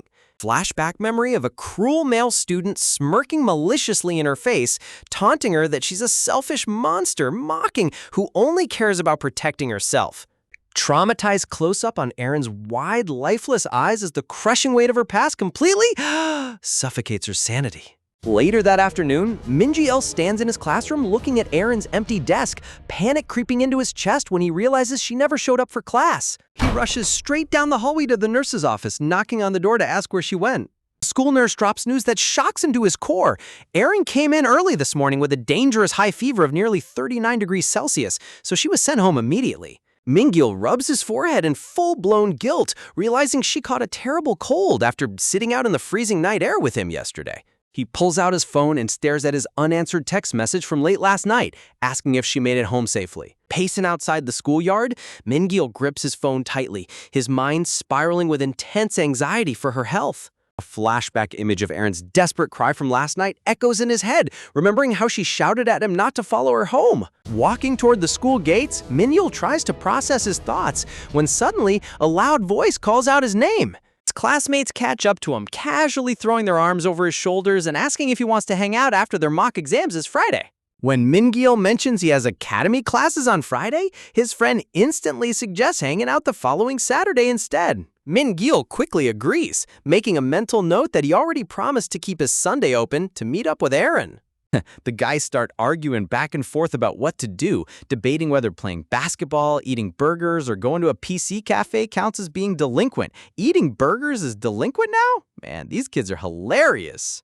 Min-gil waves goodbye to them, but his friend points out he's walking in the complete opposite direction of his home and academy. Min-gil turns around with a quick blush, stammering out a lie that he has an urgent errand to run today. The second his friends walk away, Min-gil pulls up a map navigation app on his smartphone, locking in a route to USOC High School, sharp breath, a 2.9-kilometer walk. Following the GPS directions past the middle school fences, he keeps his head down, telling himself the route is simple enough to navigate. As he gets closer to the unfamiliar school, anxiety tightens around his chest, sending cold drops of sweat down his neck. He slaps his own cheeks and commands his racing brain to pull it together. He's just nervous about stepping into enemy territory. Suddenly, as he turns the corner near USOC High, his eyes pop wide open in absolute shock as a familiar silhouette catches his attention. Staring across the crowded sidewalk, Min-gil's jaw drops as he spots a girl wearing a USOC High uniform. Disbelief, wondering in utter disbelief if that's really Aaron standing right in front of him. Just as Min-gil turns around near USOC High, he notices 3 middle school girls strolling past him, suddenly freezing in his tracks with a puzzled look on his face. Shaking his head, and he turns his feet back around, realizing they're just wearing the local middle school uniform and definitely aren't high schoolers. But a sudden, foggy memory flashes in his mind, recalling how Aaron once mentioned that her younger sister, Doray, would be graduating middle school soon. Sudden jolt of realization hits him like a freight train as his eyes widen in complete shock. He stops dead in his tracks, staring back at the girl's receding silhouette while mentally arguing with himself that there's no way it could be her. Still, man's detective instincts are tingling way too hard to just let this slide without double-checking. Calling out to the group of middle schoolers, Min-gil briskly jogs toward them to catch their attention. He politely raises a finger with an awkward smile, asking if they have a quick second to answer a small question. The girl with long dark hair turns around with a bewildered expression, completely taken aback by a high school stranger approaching her. Pointing at herself in utter confusion, she asks if he's talking to her, while her friends giggle in the background. Min-gil nervously asks if he can get her name. Realizing how insanely sketchy that sounded out of context, Min-gil starts waving his hands in a frantic panic, sweating profusely while stammering that he just thought she looked like someone he knew. Great job, bro. Now you officially look like the ultimate school gay creep. Tucking her hair behind her ear with a hesitant look, the girl hesitates for a second before starting to speak. She softly reveals her name is Yeren, while Min-gil listens intently with a serious side profile stare. Relieved that he didn't mess up too badly, Min-gil puts on his classic goofball smile, waving his hands off while apologizing for confusing her with someone else. He turns around to leave, assuming his theory was a total dead end, but the girl suddenly shouts out for him to wait. Curiously clasping her hands together, Yeren steps forward and asks who on earth he was originally looking for in the first place. The moment Min-gil casually mentions the name Dare, Yeren's eyes pop wide open in absolute horror and shock. Unaware of her massive reaction, Min-gil asks the rest of the group if anyone named Dare attends their school, but her friends just shrug and claim they've never heard of her. Yeren averts her gaze nervously, stammering out that she doesn't know either, while Min-gil politely thanks her for taking a second to think about it. Walking away toward the main street, Min-gil sighs to himself, wondering if Dare was even a real person or just another secret Eren made up to protect herself. Suddenly, frantic footsteps echo right behind him. Yeren sprints up from behind and grabs Min-gil's shoulder, shouting his full name out loud. Panting heavily against his back while catching her breath, she desperately asks if he's really on Min-gil, leaving him completely speechless. Min-gil stammers in full-blown confusion, asking how she knows who he is when this is literally their first time meeting. His eyes dilate in complete disbelief as her next words hit him right in the chest. Grabbing onto his backpack strap, Yeren shouts through her ragged breast that she's heard about him nonstop from her older sister. Min-gil freezes in place, stammering out that he's never seen her before, nervous stammer, and asking what her name actually is. Flustered and blushing, she yells out that her name is Ju Yeren and that Dare was just her childhood nickname that only her mom and her older sister Eren ever called her. Man, talk about an absolute plot twist jackpot. Min-gil literally tracked down Eren's hidden little sister on his very first try. Standing face to face beside the brick school fence, tense beat, a tense silence falls over the two of them under the afternoon trees. Clenching her fists with fiery determination, Yeren admits that she's been desperately searching for a chance to meet him because of a massive issue regarding her sister. Meanwhile, back at Eren's quiet house, her phone sits unread on the cold floor while painful coughs echo through the dark room. Eren sits huddled under a heavy blanket, shivering uncontrollably from a burning fever while clutching her chest in pain. This information is not medical advice or a diagnosis. See a healthcare professional or seek care. Her mom opens the bedroom door carrying a plate of freshly sliced pears, asking anxiously how she's feeling and what the doctor said. Looking down at a digital thermometer reading 38.2 degrees Celsius, Eren weakly explains that her immune system completely crashed from extreme emotional stress. This information is not medical advice or a diagnosis. See a healthcare professional for care. Her mom gazes at her with deep concern, gently asking if she wants to come along with the family this weekend instead of staying home alone while sick. Covering her mouth as another coughing fit hits her, Eren stubbornly refuses, insisting she can manage on her own. Burying her face deep into her knees, Eren whispers softly that she just wants to be left completely alone. Respecting her daughter's boundaries, her mom agrees, mentioning that she and Dare will be back soon on Saturday and telling her to rest up. Left all by herself in the dim room, Eren's phone screen glows in the dark, displaying an unread text message from Min-gil asking if she made it home safely. Meanwhile, at a nearby cafe near the river, a refreshing pink yogurt smoothie gets placed onto the counter next to a wrapped cookie. Yeren's eyes sparkle with excitement as the friendly cafe owner gifts her a free cookie for being such a polite regular customer, softly while Min-gil watches from the entrance with a warm smile. Yeren happily vows to bring all her school friends next time, making Min-gil chuckle at her pure chaotic energy. Walking along the scenic riverbank, Yeren holds her smoothie with both hands, feeling guilty that Min-gil insisted on paying for her drink. Min-gil casually shrugs it off, telling her that letting a middle schooler pay for his drink would just feel plain embarrassing. Watching her happily sip her smoothie, Min-gil feels a huge weight lift off his chest, thinking how much more cheerful and outgoing Yeren is compared to her reserved sister. Eren mentions that Aren used to ramble about Min-gil constantly back when they were kids, catching him completely off guard. Yeren looks up with a mischievous grin, admitting that back in the day, she genuinely thought Min-gil and Eren were secretly dating. A cute memory flashback pops up from years ago, showing young Eren sitting in her desk chair at home, glued to her cell phone screen with a bright blush on her face. Little sister Yeren pops her head into the bedroom, teasingly asking if she's texting Mingil again, while Aaron giggles about making a bet on their exam scores. Aaron excitedly explains how their Korean teacher made the test ridiculously hard, laughing as she texts Mingil, while Yeren smirks at her sister's glowing expression.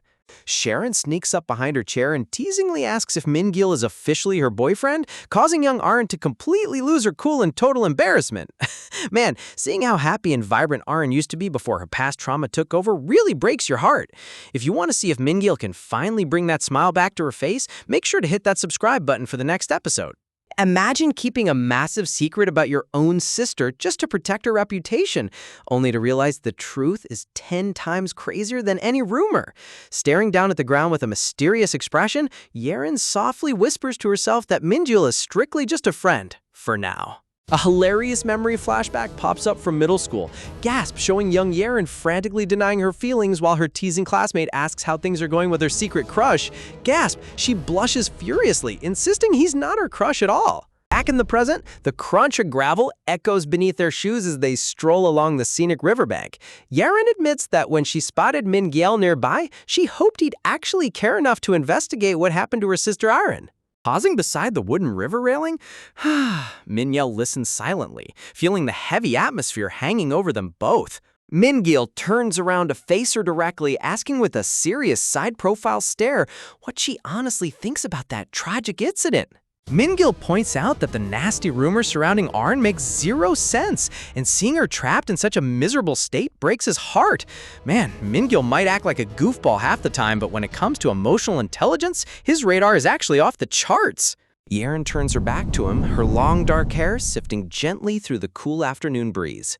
Bowing her head in solemn silence, gasp, the crushing weight of everyone's judgment presses down on her shoulders. Mingil panics slightly, holding his hands up defensively, asking if he accidentally said something insensitive to offend her. Yeren suddenly turns around with wide, desperate eyes, shouting at the top of her lungs if Mingil truly believes in Aaron's innocence. Mingil looks back in absolute shock. Mingil immediately clasps his hands together, frantically reassuring her that he 100% believes Aaron is completely innocent. Yeren exhales a massive sigh of relief, exhales softly, so glad he doesn't judge her sister like everyone else does. Yeren looks down sadly, explaining how the entire school turned Aaron into a villain simply because she refused to utter a single word about what went down that cursed day. Mingil's eyes dilate in complete surprise as he asks if Arin kept her own family in the dark too. Yeren nods, admitting that a single explanation could clear her sister's name forever. Walking along the dirt path, Mingil presses further, asking about the exact timeline, since Arin was the first to find the victim, but took a suspicious amount of time to report it. Yeren drops a massive bombshell, revealing that Arin only went to the location in the first place because she received an urgent text message. The text was a suicidal goodbye message from the tragic boy, and Aaron rushed out frantically to save his life. But the real nightmare is the mysterious 1-hour gap between his death and her emergency call. Aaron adjusts her hair with a tearful expression, trembling voice reminding him how kind-hearted Aaron has been since childhood. She would never hurt a fly. Mingil ponders deeply. He knows Arin couldn't possibly be a killer. But what on earth happened during that missing hour that made her lock her lips forever? Seriously, this plot mystery is getting thicker by the minute. What do you guys think actually happened during that missing hour? Drop your wildest theories in the comments. Yeren looks directly at Mingil, suggesting that if anyone can unlock Aaron's sealed lips, it's him. Mingil points at his own face in utter disbelief.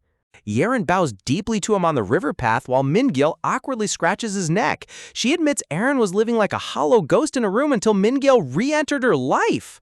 Yeren picks up a small pebble and tosses it into the riverbank, recalling how Aaron refused to eat or step outside for months. Crouching down by the water edge, Yeren whispers that Mingil's return was the only spark that brought a sliver of life back into her sister's empty eyes.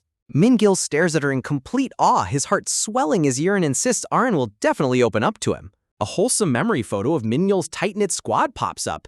Mingil reminds himself that until he uncovers the whole truth, he shouldn't let his romantic feelings for Arin get too deep. Watching the light ripples dance across the water surface, Mingil takes a deep breath and agrees to speak with Aaron. Yeren's face instantly lights up with unmatched excitement as she cheers.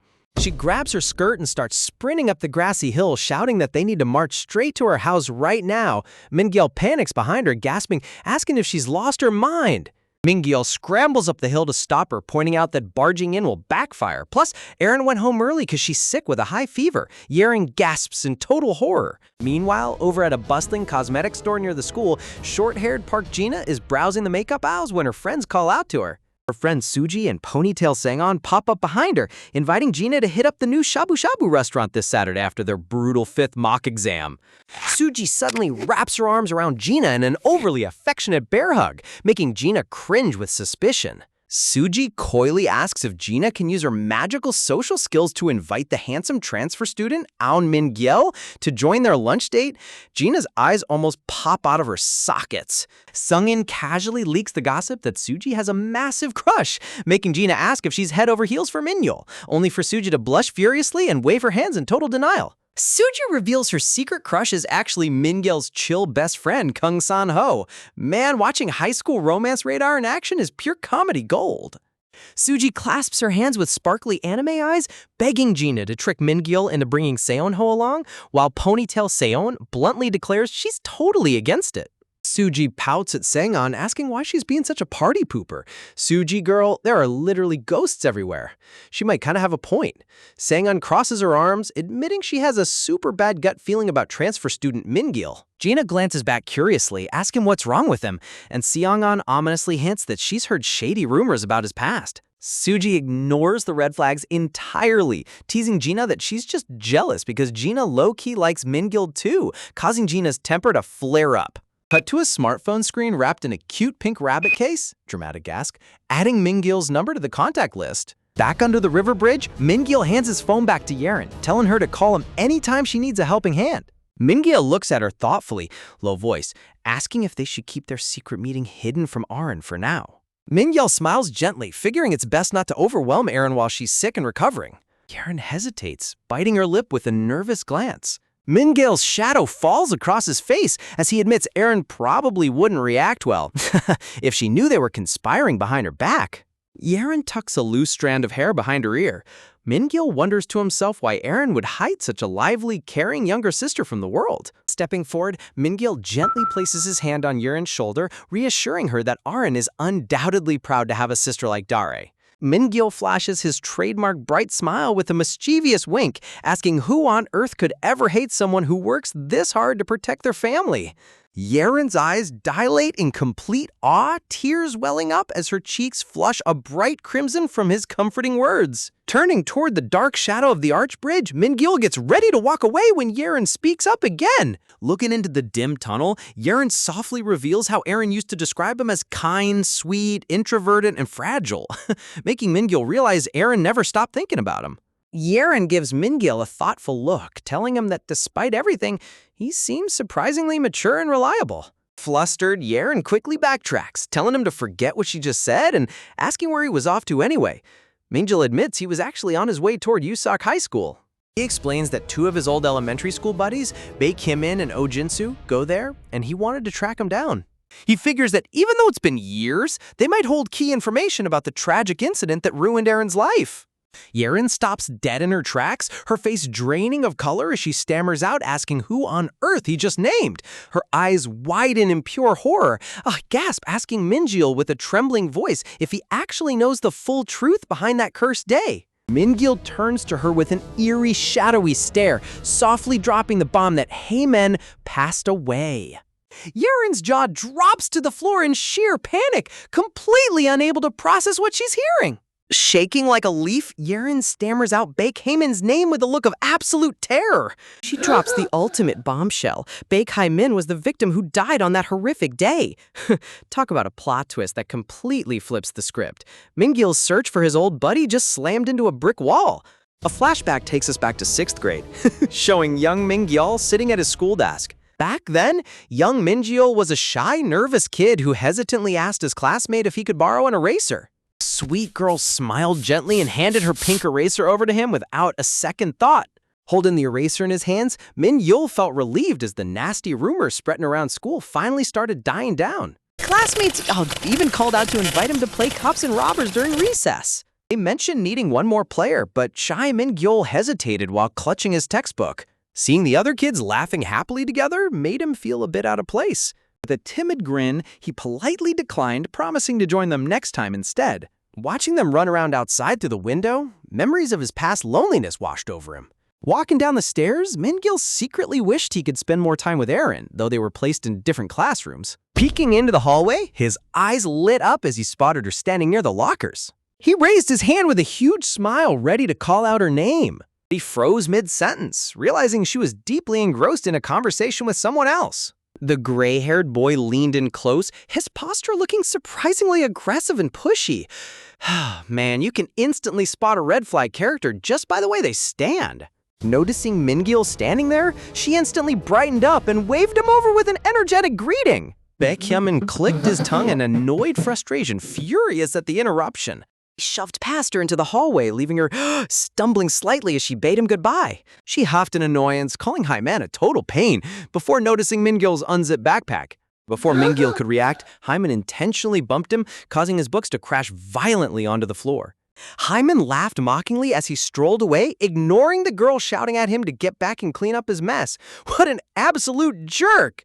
She quickly knelt down to gather scattered notebooks, furiously ranting about how terrible Hyman was, while Min-gil apologized timidly. She fumed with anger, scoffed, telling Min-gil he had nothing to apologize for, and slamming Hyman for picking on him since 4th grade.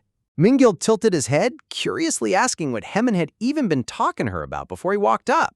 She explained that Hyman cornered her on the way to the restroom, awkwardly asking where she planned to go to middle school and if she attended Taekwondo. She added that Hyman even asked if she had a crush on anyone, calling all his questions completely useless. Min-gil hesitated for a second, nervously leaning in to ask if she actually had someone she liked. Blushing furiously, Min-gil internally screamed at himself for asking such a cringe, pathetic question out loud. She stared at him silently with wide, surprised eyes, letting the quiet moment linger in the empty hallway.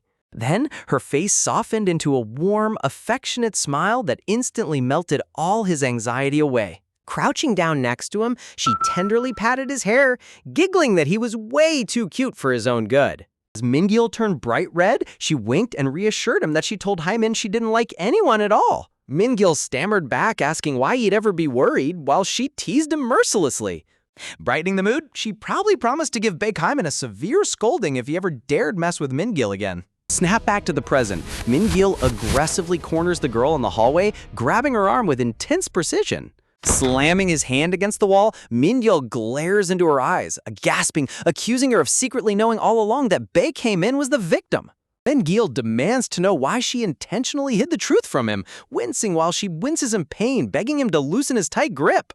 Min-gil presses harder, reasoning that if Hyman texted Aaron a suicidal goodbye message, it makes zero sense that Aaron would turn around and murder him. Clutching her aching wrist, she fires back angrily, revealing that Aaron despised Hyman, and they had a massive blowout fight the day before, meaning Aaron might have egged him on.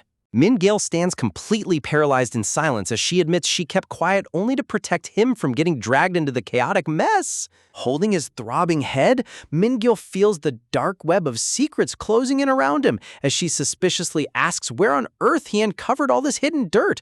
What do you guys think? Did Aaron really egg Hyman on during that fight, or is someone setting her up? Drop your wild theories in the comments. You know you're deep in a high school noir investigation when you're casually hitting up police stations on your lunch break.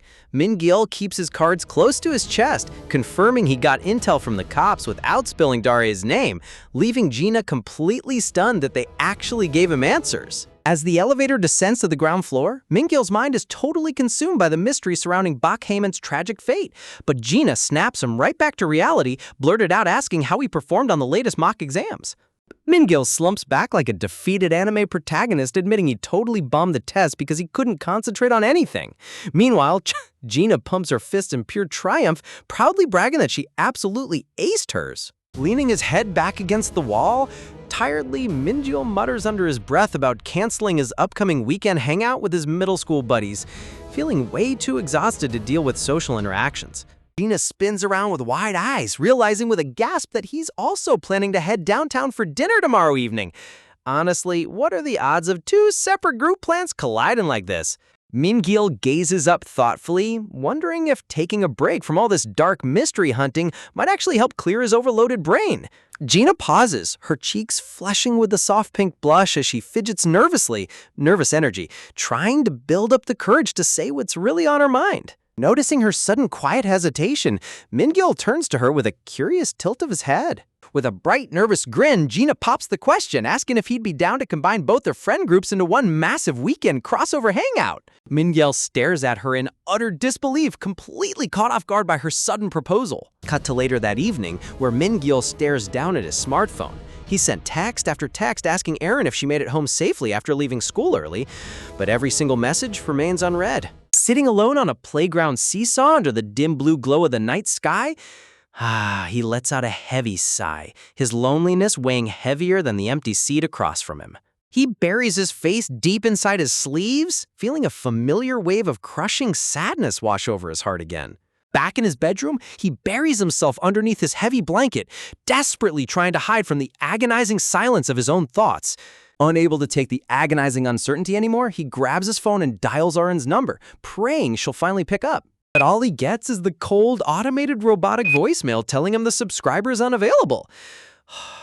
Min-gil's shoulders slump in complete defeat. Clutching his head in pure frustration, sighs. He torments himself with worry, wondering if Erin's illness has truly gotten that severe. Suddenly, his phone begins to buzz violently in his palm. He hesitates for a split second, wondering if he should call Duray instead, only to glance down and see Jew Erin's name flashing brightly across the screen.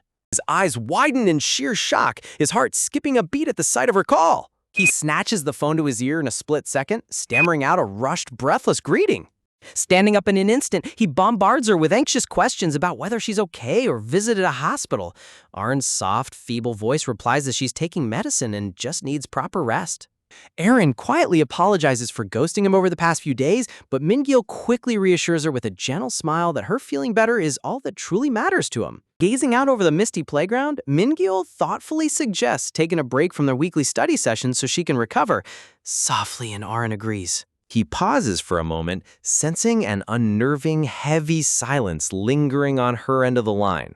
Then Erin drops an emotional bombshell, flat out telling him that she thinks it's best if she handles her studies entirely on her own from now on. Min-gil's heart drops into his stomach as he stammers out why, only for Erin to whisper that she was being way too selfish by relying on him. Min-gil frantically protests, insisting that he genuinely wants to help her out, but Erin cuts him off, her voice trembling as she says that's not what she means at all. On the other end of the line, Erin bites her lower lip so hard it bleeds, fighting back an overwhelming surge of raw emotion. With a choked sniffle, she stammers that she has to go before Min-gil can even process what's happening. Min-gil's voice breaks as he notices the quiver in her breathing, aching voice asking with an aching heart if she's crying right now. Revealed in all her agony, Erin is curled up on her bed in the dark, tears and snot streaming uncontrollably down her red face as she sobs in complete heartbreak. Man, seeing her break down like this is an absolute punch straight to the gut. Before he can say another word, the line goes completely dead. Min-gil panics, shouting into his receiver in desperate horror. The automated tone cruelly repeats that the subscriber is unavailable, leaving him stranded in absolute silence. Min-gil sinks back down onto the seesaw, staring blankly at his darkened screen in total powerlessness. Meanwhile, Erin leans her trembling hands against her dark bedroom window pane, her forehead pressed against the glass as, gasp, tears continue to overflow. Her silhouette reflects in the cold glass, trapped inside a prison of her own secret grief. A gray flashback reveals the painful reason behind her choice. Remembering how her past scandal brought endless suffering and ostracization, she concluded that cutting ties is the only way to shield Min-gil from getting hurt. She truly believes that pushing him away is the ultimate selfless act of love she can give him. Snapping back to the present, she tries to harden her shattered resolve, muttering to herself that she can't afford to be weak or indecisive. Yet as she clutches her chest, she breaks down sobbing, asking why pushing him away feels like her entire soul is being ripped apart. Meanwhile, the news broadcast blares in the background, warning citizens that massive torrential rain and severe thunderstorms will strike the region starting Saturday evening. The weather alert predicts up to 50 millimeters of pouring rain per hour, setting up a literal and figurative storm that's about to crash down on our characters. Fast forward to Saturday evening at the vegetarian restaurant downtown. The stage is set for the big double group hangout. At the entrance, Seon-ho teases Min-yeol for forgetting his umbrella on a rainy day, but Jin-soo steps in to defend him, reminding Seon-ho that Min-yeol was the mastermind who set up this entire reunion. Min-gil snaps out of his trance with an awkward laugh, modestly giving all the credit to Min-soo while clearly still traumatized by Aaron's phone call. Scanning the dining room, the boys instantly spot the girls waving at them from a cozy booth in the back. Suji waves like crazy while Sejong and Gina look on with amused smiles. Talk about a high-voltage squad reunion. As Min-soo pulls out a chair, Seon-hoon greets him casually, causing Min-soo to freeze up with an awkwardly stiff response. Song-eun points her finger with a sarcastic smirk, teasing him for acting so weirdly stiff. She reveals to the group that they actually knew each other back in middle school when they were both members of the broadcasting club. What do you guys think? Is there some hidden past drama between Song-eun and Min-soo, or is she just calling out his awkwardness? Let me know your best theories in the comments below. Imagine sitting down for a cozy squad hangout, only for everyone to immediately start mapping out who went to which middle school. Min-soo leans in to crunch the numbers, pointing out that 4 of them came from Taeyong Middle, while only Min-gil and Gina are representing Palgok. Dae flashes a bright, super eager smile as she zeroes in on Seon-ho, gushing about how long it's been since they last talked. She claps her hands together, declaring that now that they're finally high school seniors, they've got to make sure to greet each other every single day. Dae gets all flustered with a soft blush, nodding in total excitement. Meanwhile, Min-gil grabs a plate, completely unfazed by the social butterflies, and asks if they need to head over to the buffet bar to pick out their own fresh vegetables for the table. Gina pops up from her seat in a flash to join him, but as Seno waves a cheeky hand and teases the 2 Palgok kids to go enjoy their little private date, Gina snaps back with a feisty glare, warning him not to start dividing up the group. Down at the buffet station, Min-gil is busy stacking his bowl when Gina creeps up right beside him. She covers her mouth and whispers his name in a low, conspiratorial hush, making Min-gil glance over with total confusion. Leaning in so close her lips almost touch his ear, Gina drops a heavy question, asking if the other guys at the table actually know anything about his real relationship with Ju Aaron. Min-gil's eyes twitch in surprise, wondering why on earth she's suddenly bringing that up now. Gina admits she has zero intention of spilling his secret romance today, but she desperately needs to gauge how much the squad knows so she can watch her own back. Min-gil exhales, clarifying that Min-soo and Seon-ho only think he and Aaron are basic childhood friends. Gina turns to him with a sharp, skeptical look, raising 2 fingers as she presses further about the girls. She notes that Suji seems completely clueless, but Seong-eun? Well, Seong-eun is a whole different story. A shadowy mental image flashes through Gina's mind, remembering how Song-eun always acts dead serious and mysterious whenever heavy topics get brought up. Gina warns that based on rumors, Song-eun definitely knows something suspicious. Honestly, why does every high school group have that one quiet detective who knows everyone's dirty laundry? Min-gil's eye widens as he processes the warning, but he quickly brushes it off with a calm expression.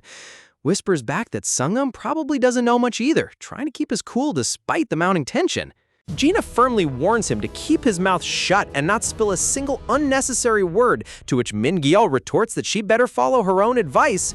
As they head back with their salad plates, Seon-ho grins from the booth, calling out that the lovebirds have returned. Sen-ho leans back with a smug, mischievous smirk, teasingly asking since when the 2 of them became such an inseparable power couple. Both Min-gil and Gina freeze dead in their tracks, staring at him with wide, shocked eyes like deer caught in headlights. Gina completely loses her cool, lunging forward to grab Seon-ho's shoulder and shaking him violently while shouting that they are not close like that.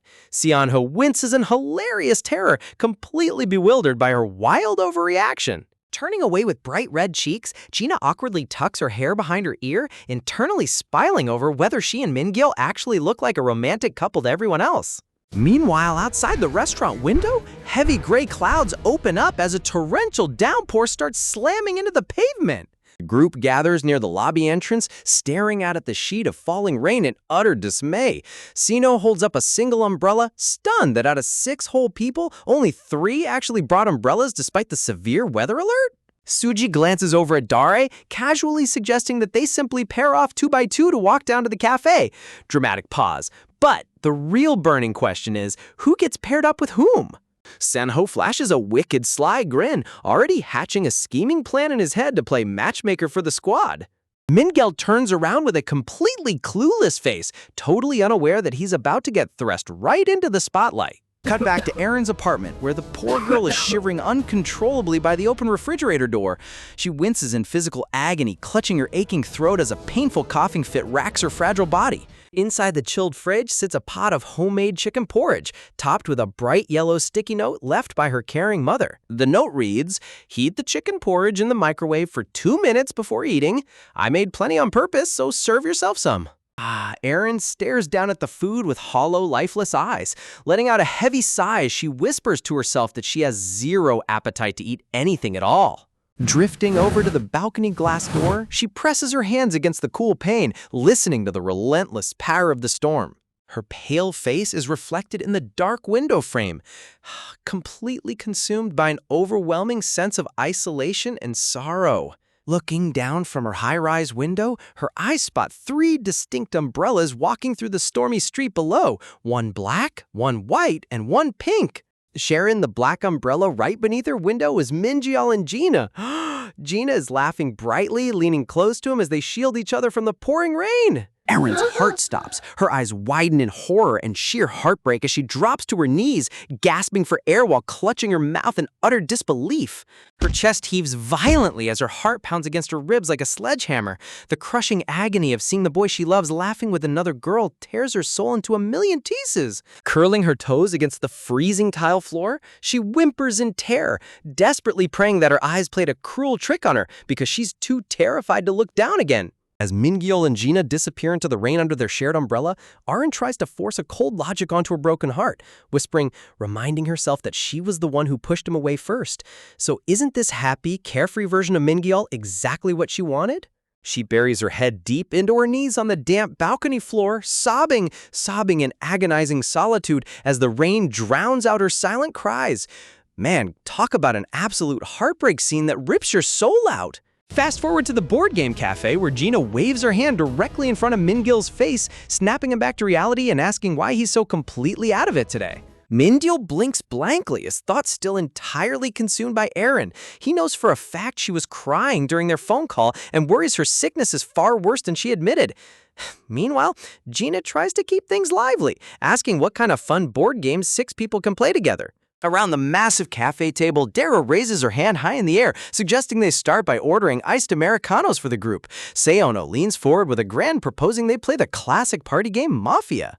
Suji looks up from her smartphone, shooting Sunho a cheeky smirk and joking that he looks like the exact type of cold-blooded sociopath who could murder innocent villagers without feeling a single shred of guilt.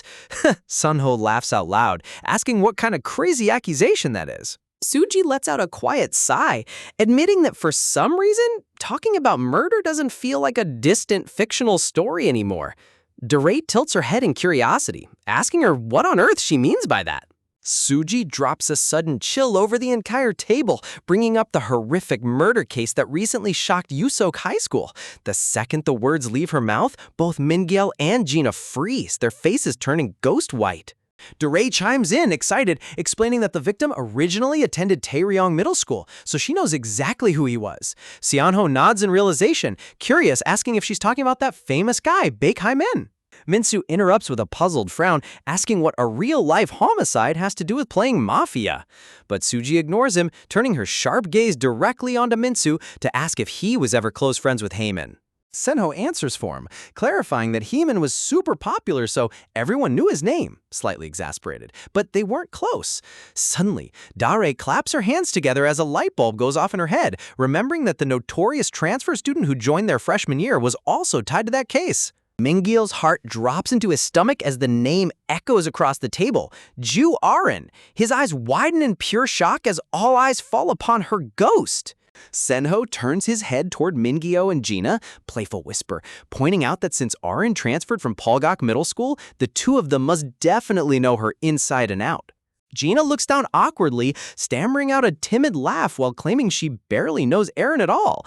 But before she can dig a deeper hole, Mingyal cuts right through the awkward tension, firmly admitting that he knows Eren very well. Mingyal sits tall, staring straight into the eyes of every single person at the table, boldly declaring that he and Ju Aren are close friends. Seriously, talk about stepping up to defend your girl in front of a firing squad. Flashing a calm, gentle smile, calmly, Mingyal directly confronts the group, asking if there's anything specific they're so curious to know about her. Derry's eyes sparkle with gossip-hungry curiosity as she leans way over the table, shamelessly asking if he knows the gruesome whole story of how Hyman got killed. Suji instantly snaps at her, barking her name to shut her up. Mingyeol's smile vanishes, replaced by a cold, unwavering glare. He firmly states that he doesn't know the gory details, but he knows one thing for certain: Aaron did not murder Baekhyun. Suji scoffs with a sarcastic smirk, mockingly scoffing that there's equally no way Aaron is innocent. Staring at the stacked board games on the shelf, Mingyeol's internal monologue spirals in deep frustration. He knows he could easily play the fool, laugh off the dark tension, and pretend it's all just harmless banter so everyone can enjoy their game. But defending Aaron's honor is a hill he is willing to die on.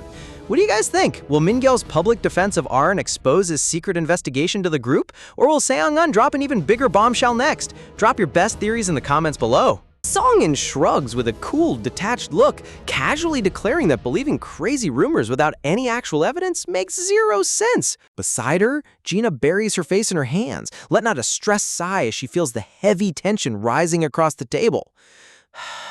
Sung-eun turns her sharp gaze straight onto Mingyeol, admitting that watching him fiercely defend Aaron reminded her of something she's been dying to ask him. Gina instantly panics, throwing her hands up to stop her. Forceful breath, but Seong-eun cuts right through and asks Mingyeol why on earth he's so desperate to get close to Aaron. Mingyeol stammers in disbelief as Sang-in brutally suggests he's only targeting Aaron because she's vulnerable and in a bad place right now. Seriously, what kind of twisted logic is that? Mingyeol's jaw drops in shock, while Gina snaps back that they've been close friends since childhood. But Seong-eun just shrugs, claiming she's simply repeating the rumors flying around. Sung-eun casually continues spilling toxic gossip, explaining how people claim pretty, innocent girls like Aaron instantly fall for any guy who shows them the bare minimum of kindness. Sanho warns her to back off, contemptuous scoff, but Sang-eun defends herself, claiming she's just doing Mingyeol a favor by filling him in on how terrible his reputation is becoming. Gina glares in utter disgust, asking if anyone actually believes such garbage, but Seong-eun smugly retorts that people swallow rumors as long as they sound believable. Mingyeol's eyes widen in sheer horror as the dark realization hits him. He asks if everyone around them believes Aaron is a cold-blooded killer just because it sounds convenient? Without skipping a beat, Seong-eun cold-heartedly admits that since Aaron and the victim fought right before his death, the murder theory sounds completely plausible to everyone. Mingyeol forcefully interrupts, explaining that Hyman was the one who summoned Aaron to the scene, and she only went there to stop him from doing something terrible. Sung-eun tilts her head in skepticism, asking why a guy like Hyman would ever text Aaron out of nowhere if there wasn't something shady going on between them. Mingyeol's eyes tremble with burning frustration as he realizes how deeply poisoned everyone's minds already are against the girl he loves. Sung-eun drops another theory, proposing that Hyman was secretly interested in Aaron all along, making the whole situation even messier. Min-soo finally snaps, pointing out that Hyman already had a girlfriend since middle school, firmly ordering Seong-eun to stop spreading trash rumors just for attention. Thank goodness someone at this table has common sense.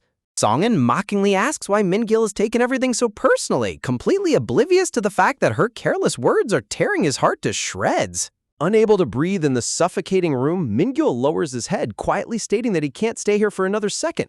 He abruptly pushes his chair back and apologizes for ruining the outing, turning his back on the group while Gina screams out his name in panic. Gina dashes out after him into the hallway, breathlessly calling out his name to check if he's all right.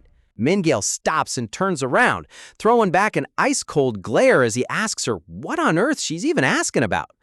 Gina flinches in shock as Mingyeol confronts her directly, calling out the bitter truth that deep down, she harbored the exact same nasty suspicions as everyone else. Mingyeol lets out a hollow apology for ruining her day off, leaving Gina standing there frozen with guilt as he turns away. Gina bites her lip tightly, her face twisting in agonizing regret as she realizes her hesitation betrayed the one person who trusted her most.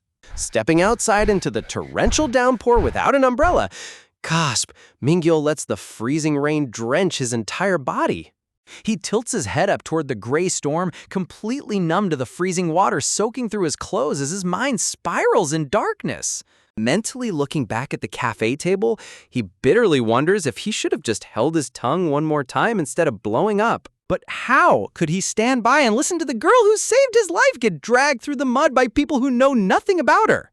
Shaking uncontrollably from the cold, he reaches into his pocket and pulls out his phone to check his notifications. Suddenly, his eyes lock onto the screen, widening in pure panic as a shocking message leaves him frozen in the rain. Man, talk about a brutal cliffhanger.